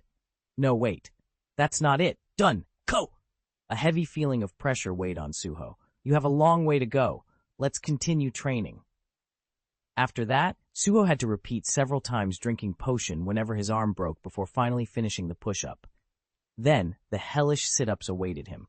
1, 2, 2. Nah, you don't have a straight posture. Oh God, was sit-up such a dangerous exercise? At first, his abdomen hurt as if it was going to explode, but eventually his spine broke. Kyo! It really hurts. It hurts beyond words. Swook. Then, a bandage flew and wrapped Suho's body. Again, he was forced to move, so it hurt even more. Suho opened the shop window, enduring the pain of fainting with superhuman mental strength. Swish. You purchased item, low-level healing potion. He forcibly attached his broken spine with the healing potion and started exercising again. Ha! Good! Amut seemed to like Suho very much, who could continue to train no matter how broken he was. It was only after his back was broken twice more that the 100th count was over. Before Suho knew it, his whole body was wrapped in bandages. A sudden realization came. Wait, could it be that all the mummies here are like this? Ha! You got it right. All the mummies in this pyramid are your ugly seniors who died first. I mean, this gym is too much, really. If you don't want to become like them, don't die and hold out until the end. Eventually, the light will surely be waiting for you. Squat this time. 1, 2. This time, the squat from hell tore Suho's thigh muscles mercilessly. Twitch. When more pressure was added, both his legs were eventually broken at the same time. Another bandage flew and wrapped around Suho's leg. Shop. Swish. You purchased item, low-level healing potion. Suho was exercising with a healing potion in his mouth like an IV. Eventually, ring. The level of skill endurance increased. Physical defense plus 40% to 60%. Does this make sense? Just doing some bare body exercises made him stronger. He didn't specifically become stronger just because his skill level increased. However, his pain was alleviated. Considering that this hellish training was a daily quest, it would be a huge gain in the long run. He should definitely be happy, but why was he in tears? Great! Running this time. Run at full speed. Running 10 kilometers was not easy, of course. Even standing under a huge gravitational field was a struggle. The moment Suho's leg relaxed even just a little bit while running, his ankle got sprained. A tremendous pressure pressed down on his ankle, tearing the ligaments. Snap, snap, snap. The sound of the ligaments being torn one by one was terrifying. As expected, a bandage flew and wrapped around his ankle. These bandages are no joke. Suho really became like a mummy. His eyes flashed. If I'm going to run anyway, wouldn't it be better to run faster? So this hellish workout would be over soon. Grey blessing. The spiritual body of Pet Grey is strengthened in the body of the Pontifex. Swoosh. Suho's hair turned silver, and wild energy flew through his body. Use skill Grassland Wind. Movement speed temporarily increases by 30%. Attack speed temporarily increases by 30%. As Suho sped up, Amit let out a satisfied laugh. Good. This student has a lot of talent. All right. Run with all your means and methods. Nonsense. What kind of training is that? It's torture. Asiel, who was watching all this from afar, could not keep her mouth shut. Beru's reaction was different. I missed this. Beru was locked in his memories with a vague expression on his face. Looking back, the Shadow Monarch once trained like that. Although, the difficulty level was a little different.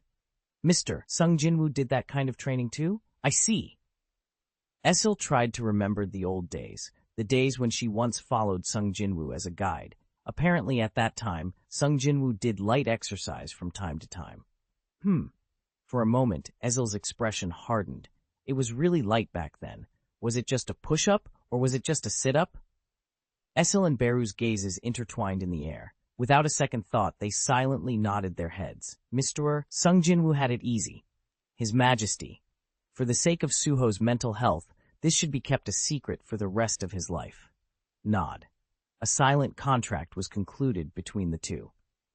Ring. You have completed daily quest, rigid body training.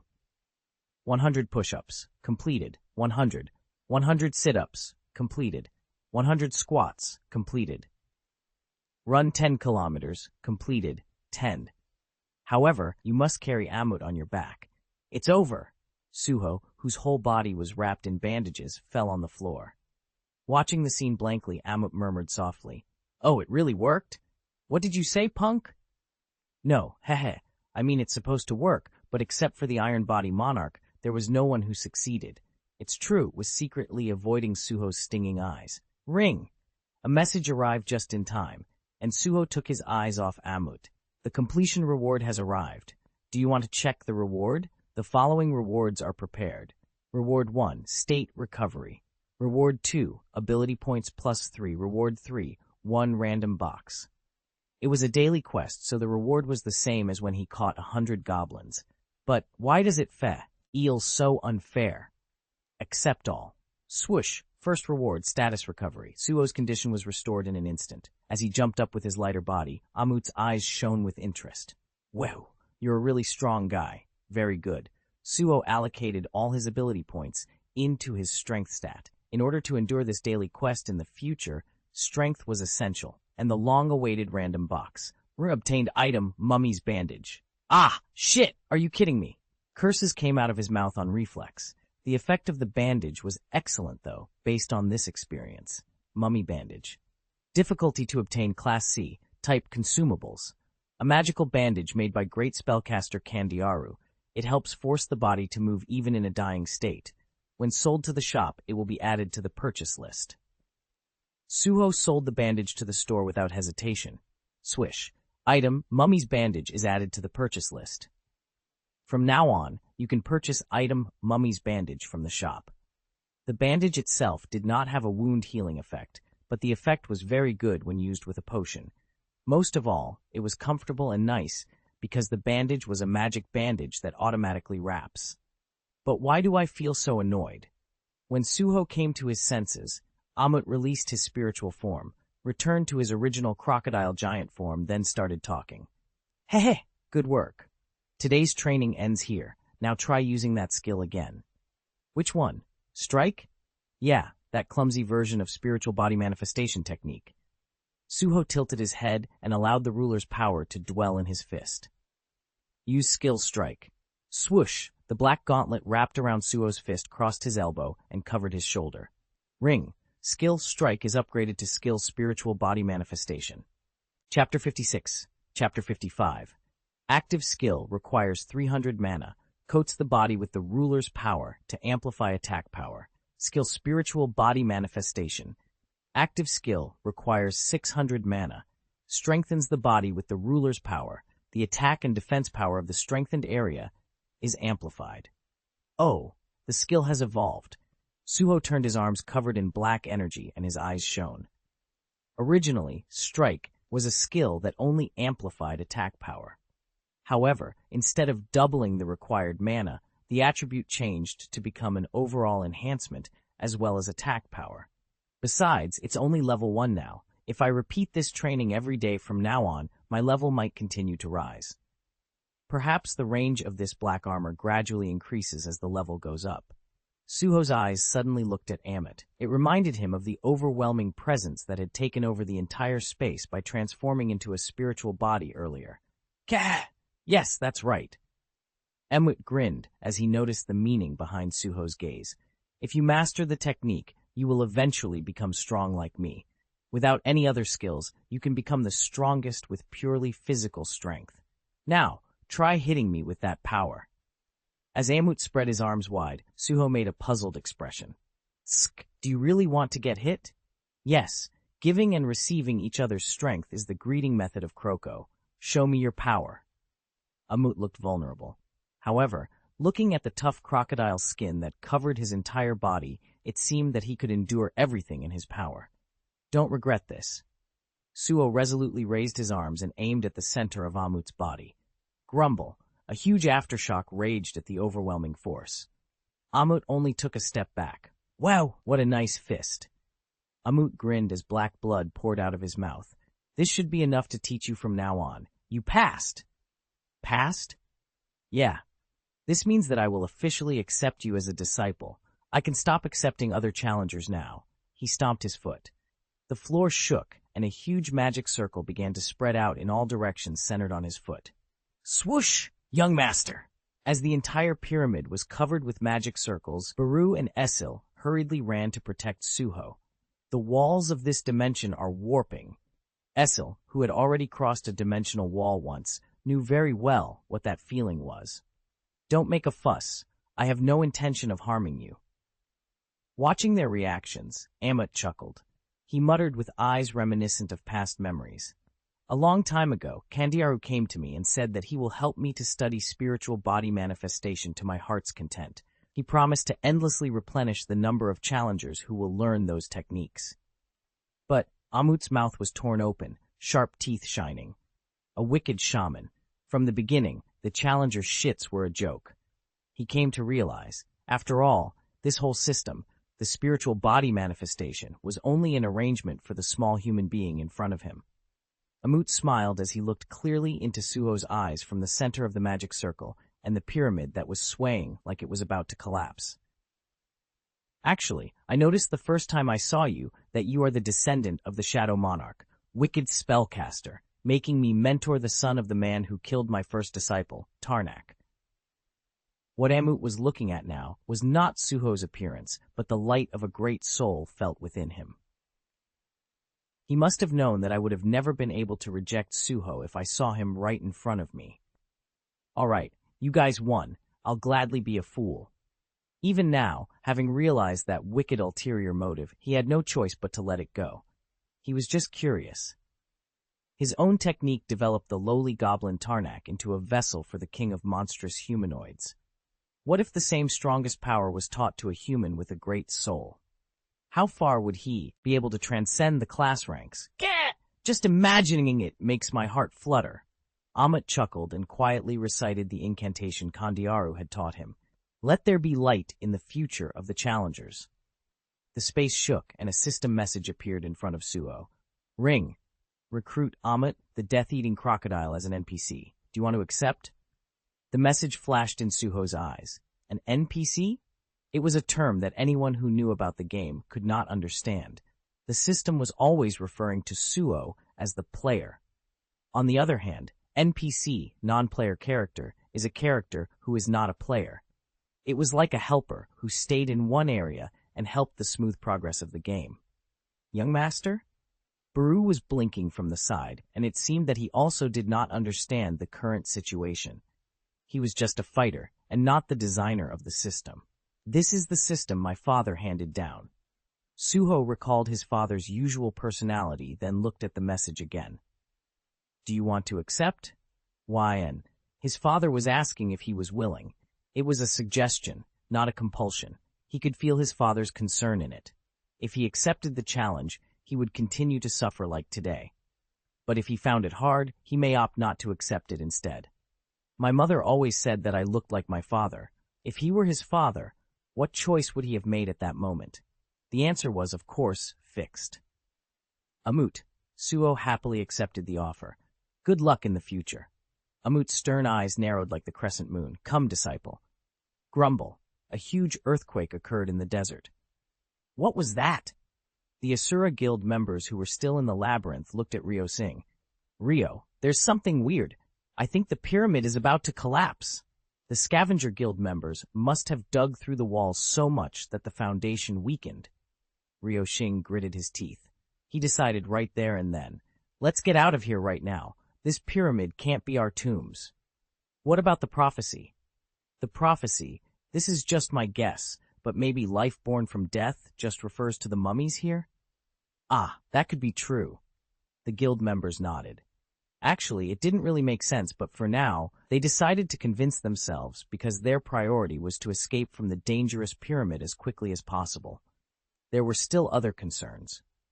Ryo, will you really be okay? Just thinking about the kind of punishment you will get if you go back empty-handed like this. It's better than dying. Besides, it's not like I don't have a lot of income. Ryo Singh hurriedly helped the injured and smiled meaningfully. Today, we made a bad relationship and a good connection. The former was, of course, the Scavenger Guild. As soon as we return, I will formally protest today's incident involving the Scavenger Guild.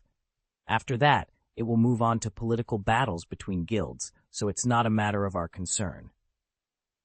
Their guild didn't have a legal representative even when they paid expensive money, but since all the hunters in that village witnessed the atrocities of the Scavenger Guild, they would all take the side of the Asura Guild. It wouldn't be easy for even a single Scavenger Guild member to ignore all the public opinion. If we survive here, there would be countless ways to push the Scavenger Guild for a trial under the International Hunter Act. Even the guild leader won't reprimand us for that much. That wasn't the only thing Ryo Singh was after. They made another connection today. Sung Suho. Also, I did not give that precious item to that Korean hunter for no reason. Korean hunter Sung Suho. Looking at his extraordinary skills, he must be a member of a very famous guild in Korea. Egypt was a distant country that took 20 hours by plane from Korea. Such a great hunter has been on a business trip that far, but if he goes back empty-handed like them, it must be a very difficult situation for him. I was considerate of that part. Ah! The members of the Asura Guild opened their eyes wide after realizing what Ryo Singh meant. Ryo Singh smiled and nodded. Yeah, that's right. Every favor comes with a price. Now he owes a debt to our Asura Guild. Besides, we are colleagues with a common enemy, the Scavenger Guild. There was a word that neatly defined that connection. Let's just say he's a friend. Hehe? Ryo Singh's eyes sparkle intensely with a meaningful smile. There was one fact that popped into the minds of the guild members. Ah, come to think of it, our guild leader showed interest in Korea before. Right. I put that into consideration as well. Now, when our guild goes to Korea, we can get Sung Suho's help because we became friends. No one knew why the guild leader of the Asura Guild was interested in Korea, a small country in the east. Even if he was interested, it was difficult for a guild from another country to cross the border of another country without any justification under Hunter International law. It was because the Hunter Guilds were a tremendous military organization. In particular, Korea and India have no relation to each other. It would be more convenient to make connections in some other ways. Wow. Ryo, just how big of a picture are you painting? Not a big deal. Ryo Singh shrugged as if it was nothing and helped the wounded man. Let's throw away our bummed-out feelings and escape quickly. That was how they managed to escape from the pyramid. Goodness. Looking back, their faces turned white. A terrible sight was unfolding right in front of them. Crack! This is crazy. The pyramid. It's sinking. A huge quicksand. The red sand of the desert swirled like a whirlpool, sucking in everything nearby. Pyramid of Kandiaru, which was built in the center, was sinking into the depths of the underground. Run! We'll get buried alive if we get caught up in it. They became contemplative and started running away with all their might. Finally, they reached the nearby village of Kimura. Damn! There was nothing left behind them. The huge pyramid had sunk beneath the red sand without a trace. In front of a phenomenon that they couldn't handle, all the hunters in Kimura were terrified. Will he be okay? Suddenly, Ryo Singh was worried about Sung Suho. I'm sure he got out well, hopefully? By all means, he should have. No, of course, he would. Fortunately, the speed at which the pyramid sank was not that fast. Even with their injured selves, they were safe. There was no way that a hunter with that level of power could not have escaped. However, Suho was nowhere to be seen in that vast desert. I guess I have a reason to go to Korea. Even if he didn't see Suho now, if he got out safely, he would definitely return to his home country. If I go to Korea later on, I would be able to check on Suho's safety. Thinking so, Ryo-shing nodded with a stern look on his face and looked back at his subordinates. Let's return to our country. Chapter 57, Chapter 56, Entering the Shadow Dungeon. Swoosh into the black and white world. A crack formed in the air of the shadow dungeon and split apart. Between the cracks in the twisted dimension, a huge pyramid appeared. Ring, ring, ring. Pyramid SBM Training Center is assigned to the shadow dungeon. Pyramid SBM Training Center is automatically restored even if it is destroyed. Amut, the death-eating crocodile, is designated as the NPC in the shadow dungeon. Amut cannot go outside the SBM Training Center. System messages appeared one after another in front of Suho. He looked around and saw that all the colors of the pyramids, except Amut, had turned to black and white. The messages continued. Ring, ring. You have completed Urgent Quest, Dimensional Rift. Your level increased. The completion reward has arrived. Do you want to check the reward? Quest completed? Suho's eyes widened at the sudden completion message. The content of the quest was to remove the cause of the dimensional rift, but I haven't done anything yet. What exactly happened? Beru and Esil looked around with puzzled expressions and approached Suho. Young master, it seems that the entire pyramid has been transferred to the shadow dungeon. I just felt it too. We just crossed the dimensional wall. Suho nodded. Is that what it's like? It was this pyramid that was causing a dimensional rift in Earth. However, since the pyramid disappeared from Earth as it crossed over into the shadow dungeon, the cause of the dimensional rift naturally disappeared. While Suho nodded in agreement, Amut was looking around at the black and white walls and ceiling, stroking his chin. Interesting. That guy Candiaru. As expected, he is a shaman of the fantasy realm. I never thought I would be able to stay in the Shadow Monarch's world. He was already as good as dead. It would be quite appropriate to stay in the world of death. In fact, whether the pyramid was in the desert or the world of the dead, he could not get out of it anyway. Because this is my grave. It was at this time that a bitter expression appeared on Amut's face. Well, this is great. It will be convenient to come for daily quests in the future. After reading all the messages, Suho nodded and looked back at Amut. He smiled and greeted his mentor. Now that it has come to this, please take good care of me from now on, master. Master? Oh? Didn't you say I'm your disciple? Gah! Aren't you speaking too informally for me to be called your mentor? Ah, is that so? It's kind of weird to speak honorifics to a crocodile. Instead of that, I will give you a present as a welcome. Whoa, a gift? Amut's eyes glimmered. Suho smiled meaningfully and glanced at a message in front of him. Pyramid SBM Training Center is automatically restored even if it is destroyed.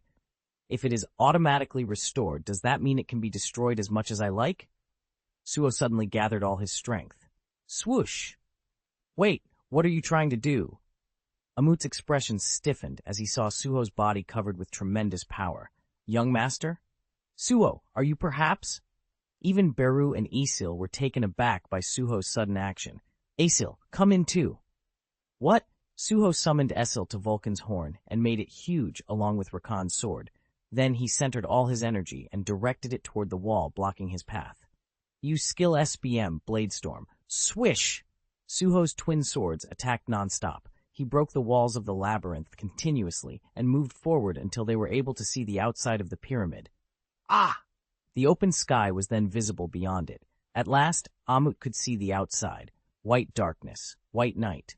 Although it was a black and white world, he saw the outside world that he had long forgotten about. It had been too long.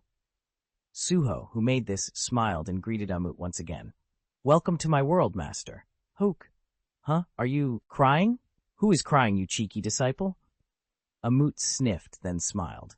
It was a truly hideous smile. Swook. Suho smiled and returned to his original form. After checking the reward of the urgent quest, his facial expression changed. The reward of the quest was a little different from usual. The following rewards are prepared. Reward: Blessing, Great Spellcaster Kandiaru's Protection. Blessing, Grand Spellcaster Kandiaru's Protection. Great Spellcaster Kandiaru has a special gift for you.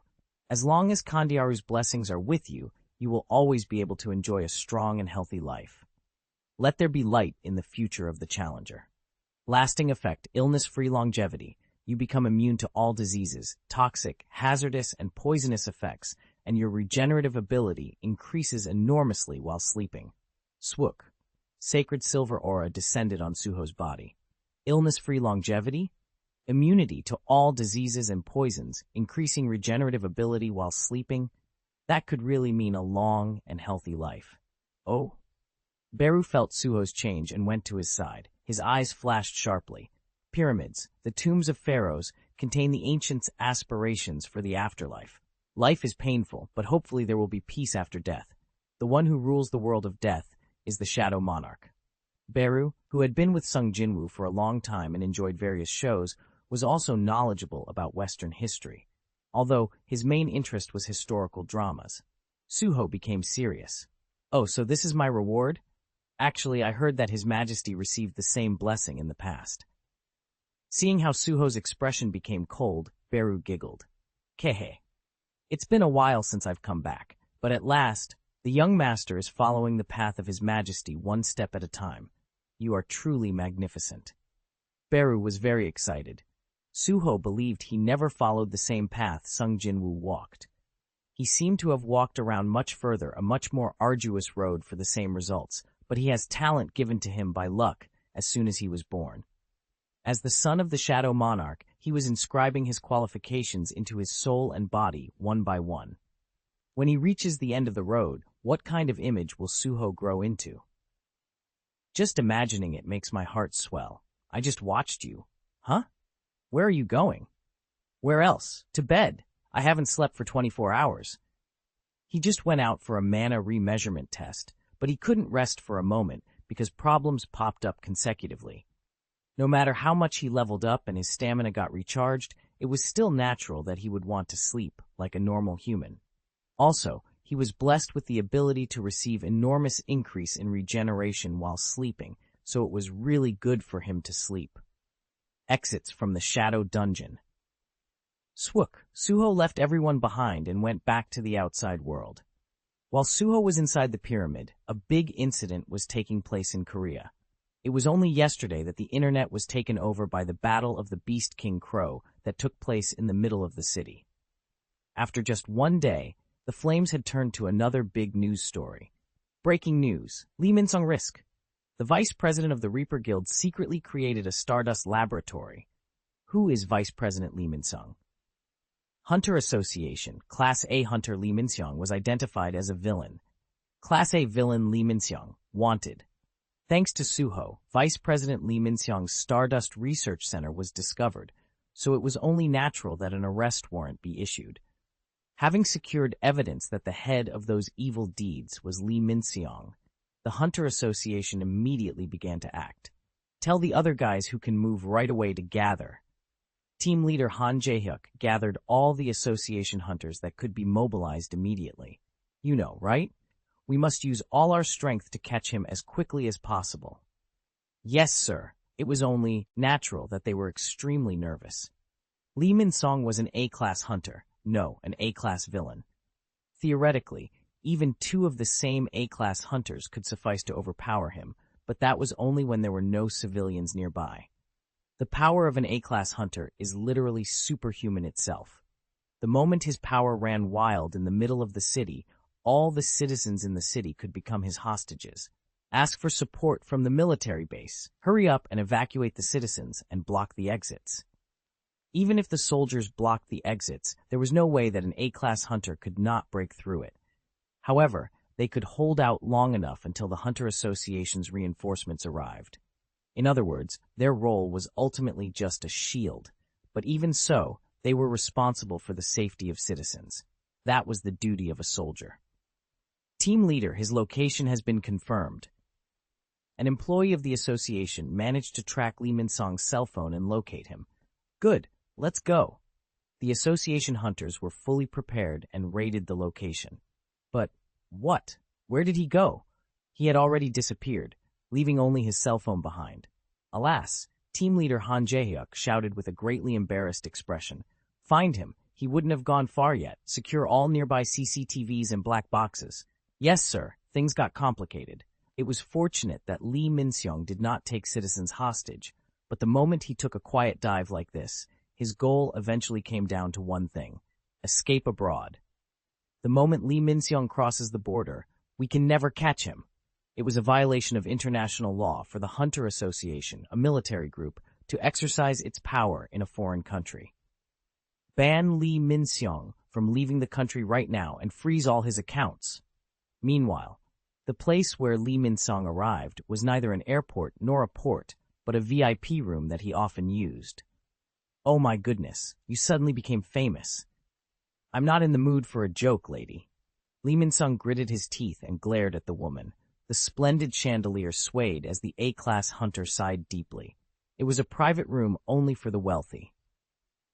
It was still too early to open the door, but the owner of the place greeted Lee Min-seong with an alluring smile as always. Our vice president, you must be busy. But what did you come here for? Should I hide you? Money. What do you mean money? As the madam tilted her head with an expression of incomprehension, Lee Min-seong's face turned red with shame. Lend me some money. I need money to spend abroad. You have a lot more money than I do, right? My account has been frozen, but I have also been banned from leaving the country. This was what being a villain was all about. But even without a plane or boat, going abroad was no problem. How will you go abroad if you are banned from leaving the country? I can swim and go. Oh my goodness, you are still full of energy. Do you want to die? I told you, I'm not in the mood for a joke right now. Thud. Min-seong, who was already extremely agitated by the lady's light joke, immediately stretched out his arms and grabbed her neck tightly. He was ready to break her slender neck at any moment. He had no intention of letting a witness who saw him on the run live anyway, but he still had to be patient. I have to take the money and kill her. Even in that situation, he was making a harsh judgment. There was something he hadn't noticed. How could the lady keep on throwing jokes while her life is at stake because of an A-class hunter?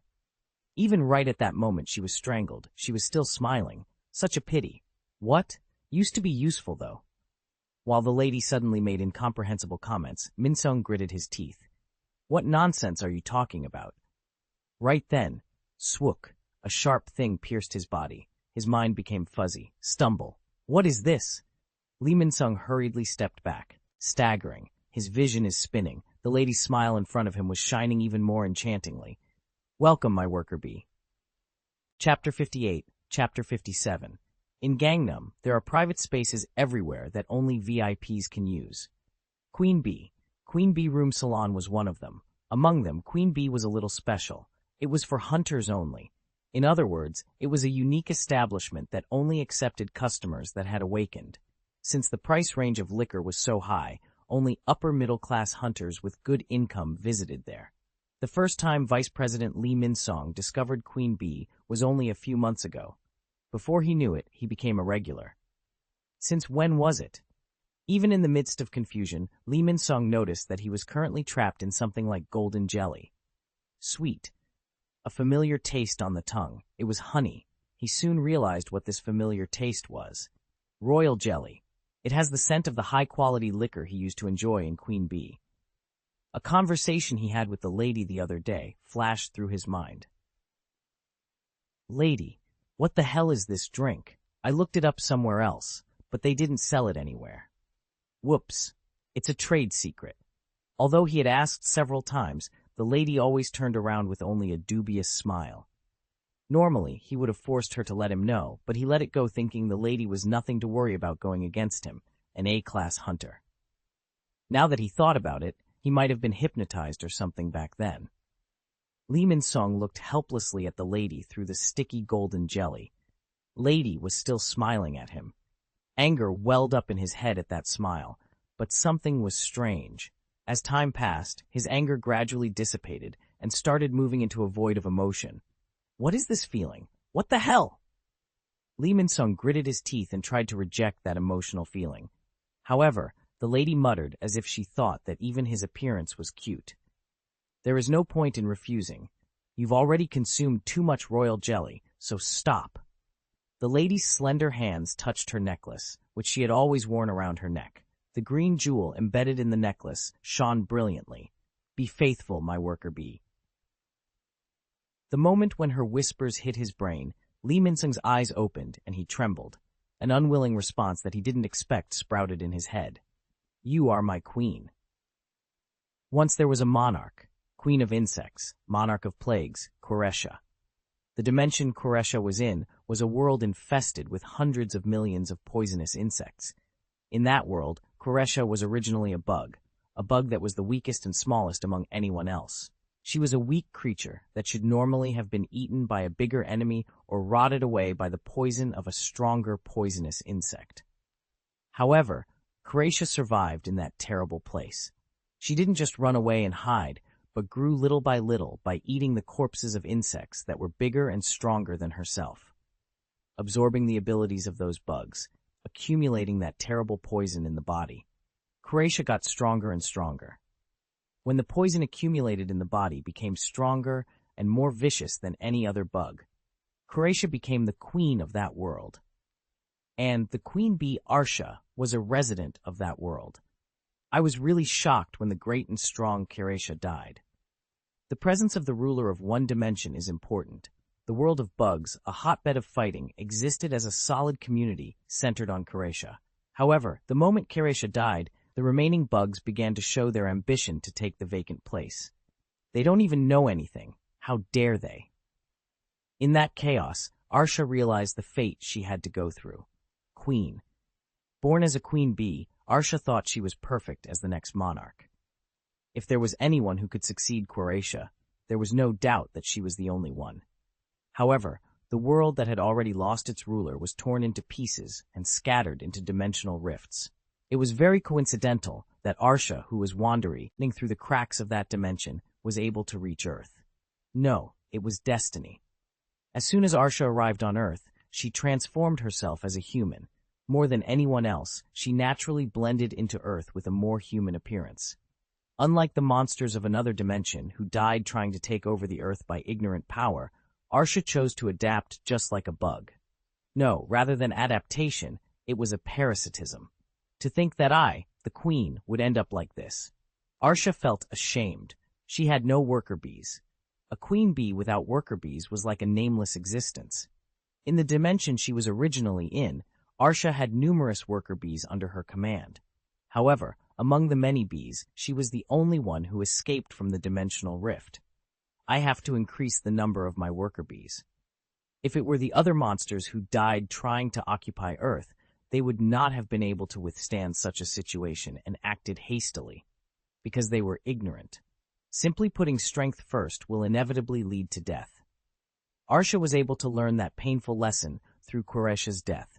Even the strong and great Quretia died because of it. The war of the monarchs seen from afar was a clash between gigantic and mighty beings. Arsha knew her place. I, who couldn't even become a monarch, and I, who didn't even have worker bees, can't make hasty moves. That kind of patience was Arsha's true strength. As she persevered and persevered, Arsha penetrated deeply into the society of Korea and tried to understand human nature. It's nothing special. Arsha realized that human society is not much different from bugs than she thought. This is also a world where the more vicious will win in the end. However, the power was not through poison, but money. It was for this reason that Arsha did not immediately turn Lee Min-sung into a worker bee. In order to turn an A-class hunter into a worker bee, she had to constantly poison him with royal jelly.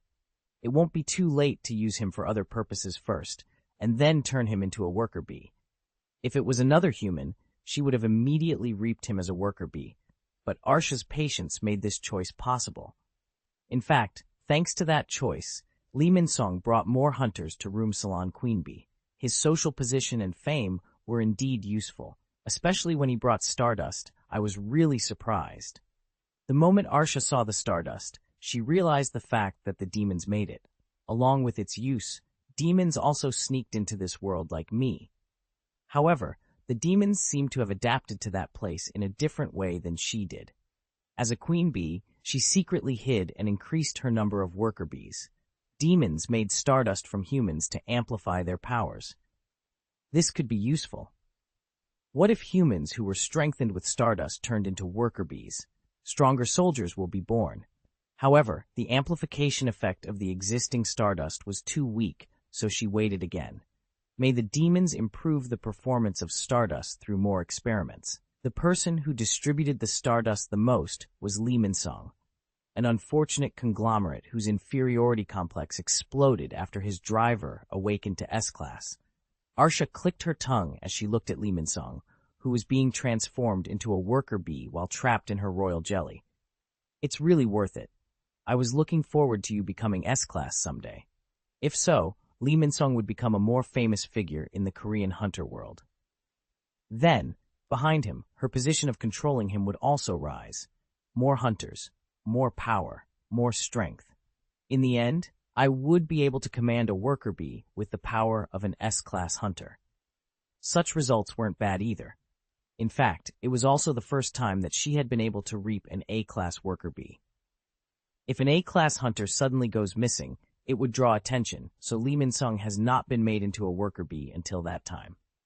Insi the golden royal jelly. Lee Min-sung gritted his teeth with a painful expression. His eyes were shining golden. What? A puzzled expression appeared on Arsha's face. That was a completely different reaction from the worker bees she made so far. Was it because he was A-class? Lee Min-sung was forcibly moving his body in the royal jelly. Are you refusing to mutate? Ko! Ah! He was already insane. However, even in such a situation, his body moved instinctively. I am. As he gritted his teeth, a vein popped out on his neck. Lee Min-sung. Swoosh. Lee Min-sung got out of royal jelly with all his might. His body was already in the process of becoming a bug, but it was running out of control without listening to Queen Arsha's orders. Ah! He was constantly hearing an order to obey the queen in his head, but he refused to follow the order while rolling on the floor in agony. Hush, how dare you give me orders? 2 pairs of wings spread out from his back as he stood up. Swish! Wait! Where are you going? Arsha looked at the back of Lee Min-sung flying through the wall. Ring! You have completed Daily Quest SBM training. 100 push-ups completed. 100 sit-ups completed. 100 squats completed. Run 10 kilometers completed. 10. However, you must carry Amit on your back. The completion reward has arrived. Do you want to check the reward? Ha! It was painful today. Heck! Young master, you have suffered so much. You will become strong as much as you've worked hard, though, so today is a worthwhile day. Shut up. After going to Amit for a daily quest, Suho collapsed on the bed. Although he recovered instantly as a reward for completing it, the mental after-effects of finishing high-intensity exercise to the point of breaking bones and tearing muscles did not easily disappear. Zee! His cell phone continued to vibrate by his bedside as he was lying on the bed. What are you so noisy about? Suho frowned and picked up his phone. An emergency disaster text message was shown on his cell phone. Emergency disaster message. A-class villain Lee Min-sung appeared in Yeongdongpo, Seoul. Evacuate and watch out for future attacks. What? Suho opened his eyes wide and got up. Breaking news. Class A villain Lee Min-seong attacks other hunters. Appearance of A-class villain attacking hunters. The situation where a wanted A-class villain gives up on escaping and attacks other hunters is unprecedented in Korea. Expert A. The internet was on fire because of the sudden incident. Suho was surprised and was checking the articles, but suddenly his phone rang. Hello, this is the Baeko Guild. You are Hunter Sung Suho, right? We were worried because you didn't answer the phone. What? Vice President Baek Miho is looking for you. Chapter 59, Chapter 58. Suho was taken aback. If it's Baek Miho, did we meet in Magok? After returning from Magok Field, he searched HunterNet for a hunter named Baek Miho. Baek Miho. She was an A-class hunter, the vice president of the Baeko Guild, and was quite a famous hunter in Korea. The reason why Baek Miho became famous is that she is the daughter of the president of Baeko Guild, a guild that represents Korea, but her birth played a bigger role. Her father was Baek Yunho. Who is Baek Yunho?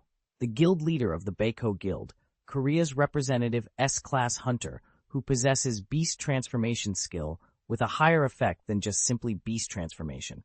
Possessing a very powerful rare skill, Baek Yunho only had few hunters in the world who could match him in hand-to-hand combat.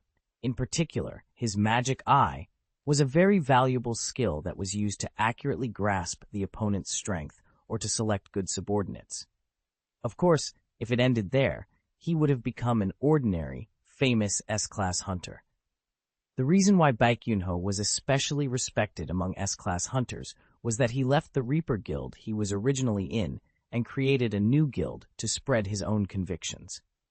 Baek Yunho started walking the completely opposite path from the Reaper Guild, which was only interested in making money and increasing its power. Calling all the hunters with beast transformation skills in Korea, he took the step as a beast hunter by attacking even the low-cost dungeons one by one. If you are a hunter, then you should hunt the demons like a hunter. Baek Yunho's actions have garnered the respect and recognition of countless hunters. His daughter Baek Miho is the proud successor of the Baeko Guild, who has fully inherited her father's talent and charisma. She was not just a gold spoon with her father's authority on her back, but she was proudly proving her skills and receiving recognition from the members of the Baeko Guild. A person like that is looking for me? Suho honestly felt it. While getting Rakan's sword from Magok Field, their eyes met. I mean, more information comes in through smell than I thought. What he learned while reinforcing the power of the Beast King several times into his body was that using the beast transformation skill would make his senses more sensitive than he could have imagined. Maybe Baek Miho noticed something when he smelled his body. At that time, his clothes were covered with Arachne's blood. Besides, he even got a strange nickname like Beast King Crow. Suho, who felt weird for no reason, swallowed hard and answered the phone with the staff of the Baeko Guild. Why is Baek Miho looking for me? Baeko Guild. Suho entered the building of the Baeko Guild. Did I do something? Besides Suho, numerous C-class hunters were gathered. Most of them, like Suho, were freelance hunters who did not belong to any guild. The reason why the Baeko Guild suddenly gathered them was because of A-class villain Lee Min-seong. I heard that the vice president of the Reaper Guild is hunting hunters right now? Right, he's totally insane. Ah, if I were exposed as a villain, I would leave Korea immediately. Why is he hurting other hunter? Suho listened to the conversation of the hunters next to him and looked around calmly. He had only been a C-class hunter for 2 days, so there was not a single face he knew among all those people. An A-class hunter became a hunter-hunter. He's a guy with nothing to do. He was also the vice president of a large guild called the Reaper Guild. What could be the reason? Now named as an A-class villain, Lee Min-seong was supposed to be detained as soon as he got caught. However, as his crime became more serious with the recent incident, they would no longer settle in detaining him, but rather kill him as soon as he got caught. It was difficult to understand why he would give up on running away and commit such nonsense instead. Beru saw the news about Lee Min-seong on the home screen that Suho was looking at. At the time of the raid, the appearance of Lee Min-seong caught on CCTV looked strange. There was something like wings attached to his back as he moved quickly. Beru's reaction made Suho look at him. Why? Is he your friend? Keek, I'm of the same kind as such an insignificant bastard, I'm sorry. Does he have wings similar to yours? Those are not the wings of an ant. Then, Beru looked closely at Lee Min-seong in the low-quality CCTV video and continued. It's not accurate, but it looks like a flying insect that uses a poisonous needle, probably your cousins, bugs or bees. Suddenly, the noise of the hunters subsided. Suho raised his head and looked at Baek Miho, who had just come up to the podium. Thank you for responding to my sudden invitation. My name is Baek Miho. She skipped the cumbersome greeting and went straight to the point because the matter was urgent. As everyone knows from reading the article, A-class villains are hunting hunters. The hunters looked at each other's faces. Especially the damage to hunters who are not part of their guild is severe. The reason was obvious. Most of the hunters belonging to the same guild would gather together with a minimum number of 10, 20 or more. Even an A-class hunter would not have been able to attack recklessly if that many hunters were gathered. However, C-class hunters were the most easy prey as they were active in the minority. B-class and above mostly receive guild recruitment opportunities, while D-class and E-class people are mainly grouped as miners or collectors running as service workers. In the end, the most ambiguous positions were the C-class freelancers gathered right there. So you're saying you're worried about us and you're going to accept us into Baiko Guild? Wow, that would be great. Is that true? Hunters murmured with expectant faces. Meanwhile, Suho frowned slightly. That's a bit difficult. If he would enter the guild, there would be people who would look at him strangely as he level up and become stronger. Most of all, young master, I am against it. Beru put his face in front of Suho. The sight of the son of his majesty being under someone's control shamefully makes my eyes water. Oh, be quiet. Suho shut Beru's mouth and forced him into his shadow. The murmurs of the C-class hunters died down again with Baekmiho's words. I'm sorry if I couldn't meet your expectations, but as you know, our guild only recruits hunters with the beast transformation skill as members. What? Then why did you call us? Someone's small murmur was captured by Baekmiho's superhuman hearing. Baekmiho said with a little bitter smile, You are at risk right now. So, for the time being, until Lee Min-sung is caught, we will try to protect you. What? Suho was surprised. Other people's reactions were the same. Wow, you're protecting us? Do you mean to go hunting together?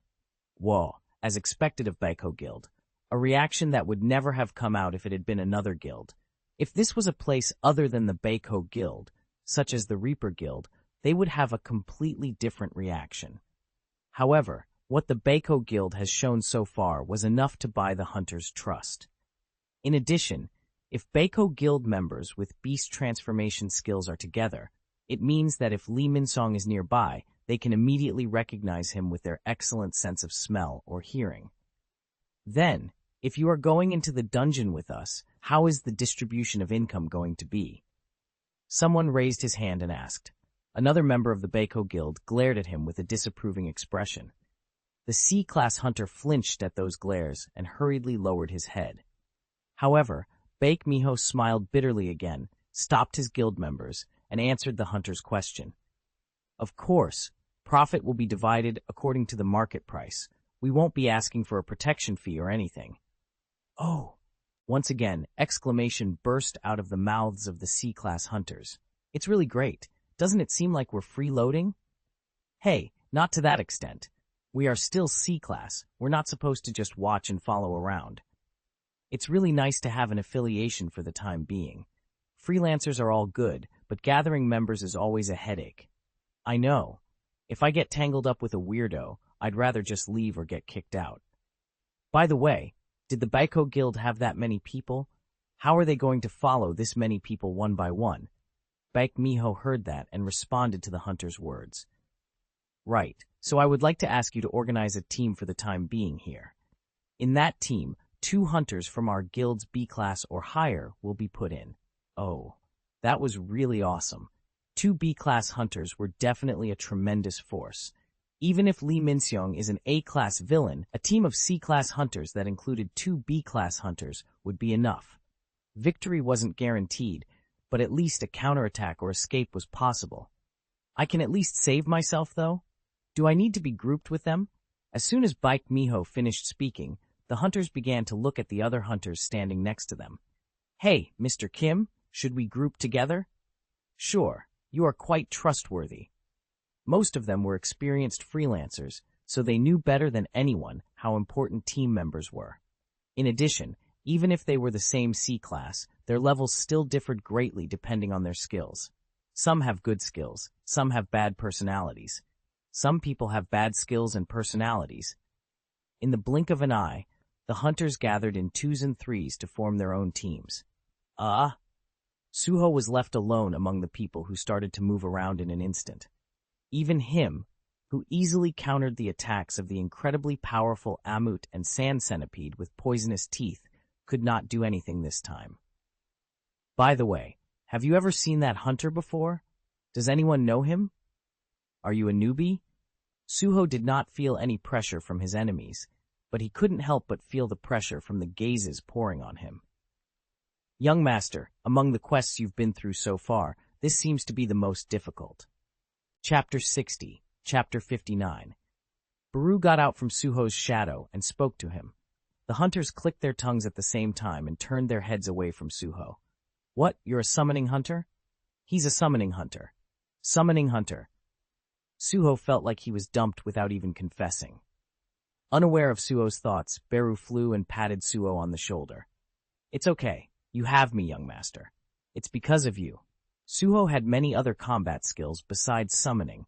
However, because of Beru's appearance, his first impression was taken as a summoning hunter, and other hunters' favorability towards him fell to the floor. Regardless if one is a C-class hunter, summoning skill was still non-mainstream among everyone. Suho sighed quietly and looked back at the other hunters. They completely avoided Suho's gaze.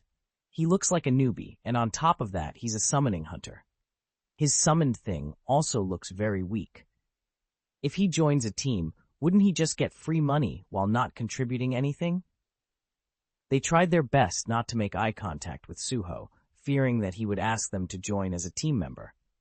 Those who were shunned by other hunters as well were gathered in one place. Most of them were newbies with unproven careers, or those who were well known in the hunter industry for not being able to do their part because their skills were poor. Seeing that only such people were unable to join a team and stood hesitantly, the members of the Baiko Guild glanced at Baek Miho and asked, "Vice President, what should we do?" It was a really difficult situation. They were concerned about the backlash that could happen if they forced those alienated hunters in other teams. Since clearing a dungeon is a life and death matter, they can't force others to accept a hunter they don't like as a companion. Baek Miho thought for a moment before speaking. Let the rest of them be in one team. What? That's too risky. Instead, let's include 3 B-class hunters in that team. Ah, that should work. We just need to keep it that way until the villain is caught anyway. The guild members nodded at Baek Miho's decision. Them, gathering C-class freelancers, was not just for the purpose of protection. The situation where they don't know when and where A-class villains will appear was a very dangerous situation, not only for hunters, but also for the locals. On top of that, they were in the center of Seoul. If the villain is hunting hunters anyway, the most efficient way is to wait next to the prey. In fact, even the C-class hunters gathered there were at least convinced that they were decoys. However, it was safer to become a bait that could still be protected in the event of an attack. Also, I'd rather have a villain appear on our side. What? Are you crazy? Why? With this much power, we can run away even if they show up anyway, and we can get a reward even if we just tell the association the location of the villain. You've never met an A-class hunter, have you? Do you think it would be possible for a C-class like us to safely escape from an A-class? No, but with 2 B-class hunters. It's still best not to encounter an A-class hunter no matter what. The hunters, each of whom had a team, were talking. Meanwhile, Suho failed to form a team until the Baiko Guild members brought the unchosen hunters together. To think that young master was subjected to such humiliating treatment, you would definitely be angry. It's all because of you. Beru teases in a very loyal way. Suho decided to be protected by the Baiko Guild. I wondered what the other hunters were like, but this is still great. Looking back, it has only been less than a month since Suho awakened. In that short period of time, a lot of things happened, and he even met 2 traces of dead monarchs. The king of beasts, Fang Monarch, Rakan. The king of monstrous humanoids, Iron Body Monarch, Tarnak. It was clear that the path he was walking was different from other normal hunters, so he was more curious. How different is he now from other hunters? Suho's eyes, looking at the other hunters, squinted. The Baiko Guild was kind enough to open up preemptive dungeons in the guild to C-class hunters. Since the Baiko Guild members would attack together anyway, the profits would be distributed. Although, it would still be a pretty big loss. Baiko Guild has a high reputation for a reason, a truly noblesse oblige. Suho admired the consideration of the Baiko Guild and immediately moved to the dungeon with his temporarily formed team members. The problem was that his members were really non-mainstream. Only the really clumsy ones gathered. Beru's assessment was too frank. A total of 10 members. It consisted of 3 B-class hunters from the Baiko Guild and 7 C-class hunters, including Suho.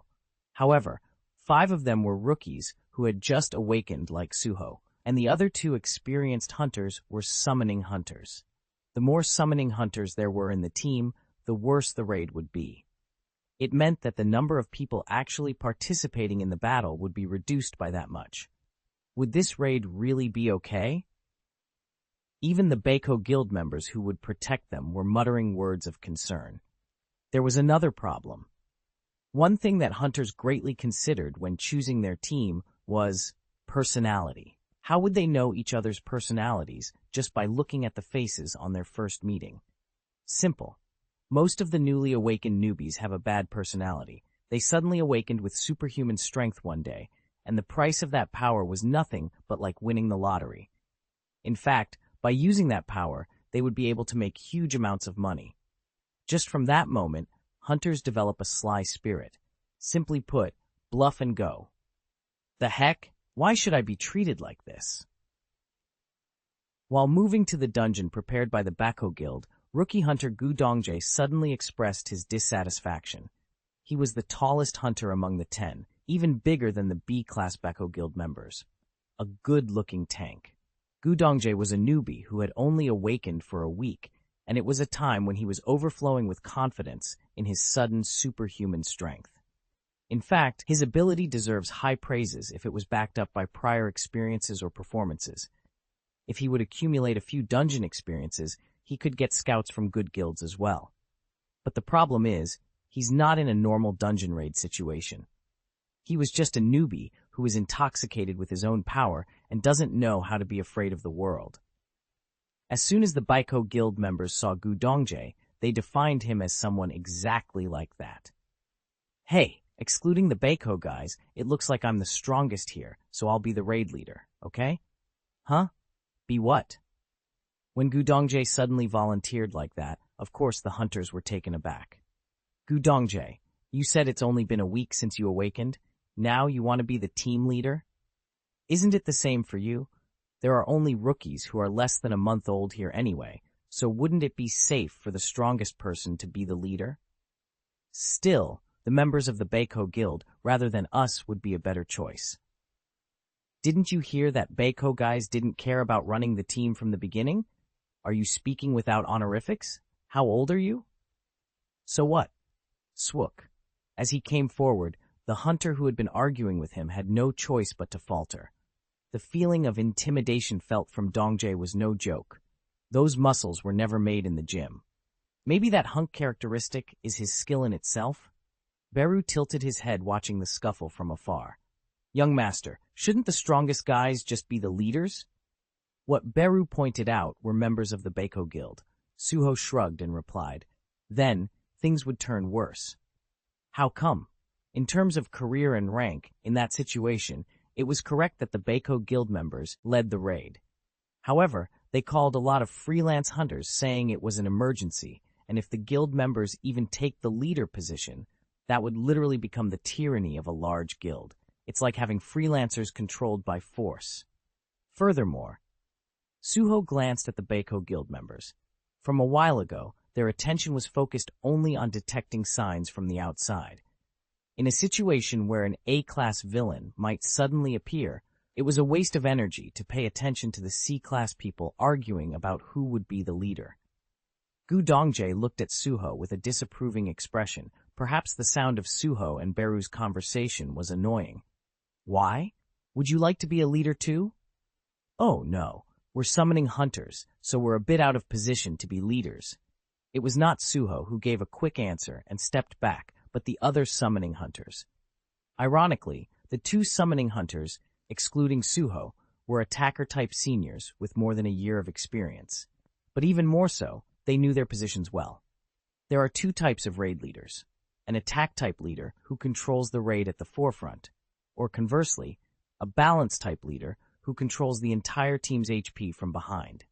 The latter was, of course, a position only available to healers. A summoning hunter was unable to do both.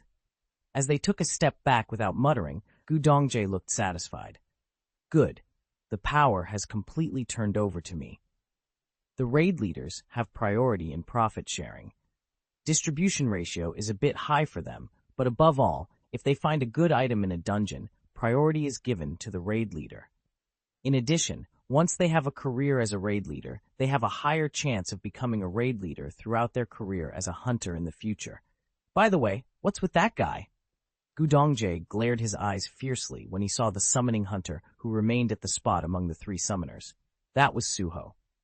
He was chatting with Beru, not paying attention to Gu Dongjae. Thud. In front of Suho, the shadow of Gu Dongjae was casted. Why? Are you also interested in being a leader? No, I'm not interested. If you want to do it, do it. Haha, right? Gu Dongjae was impressed with Suho's answer. He tapped Suho's back with a pot-sized palm and laughed. Well, I heard you had just awakened like me? It must be heartbreaking to be a summoning hunter. Don't worry, just trust and follow me. Gu Dongjae's expression subtly changed. Then he looked at his tingling palms. Something was strange. If he pats someone on the back, the usual reaction is for their body to flinch with a tap. It was different for Suho. His slender body easily held up to his own strength without being pushed back an inch. Even the feeling is like hitting a solid giant tree. Rather, Suho added something, I will fight on my own. What?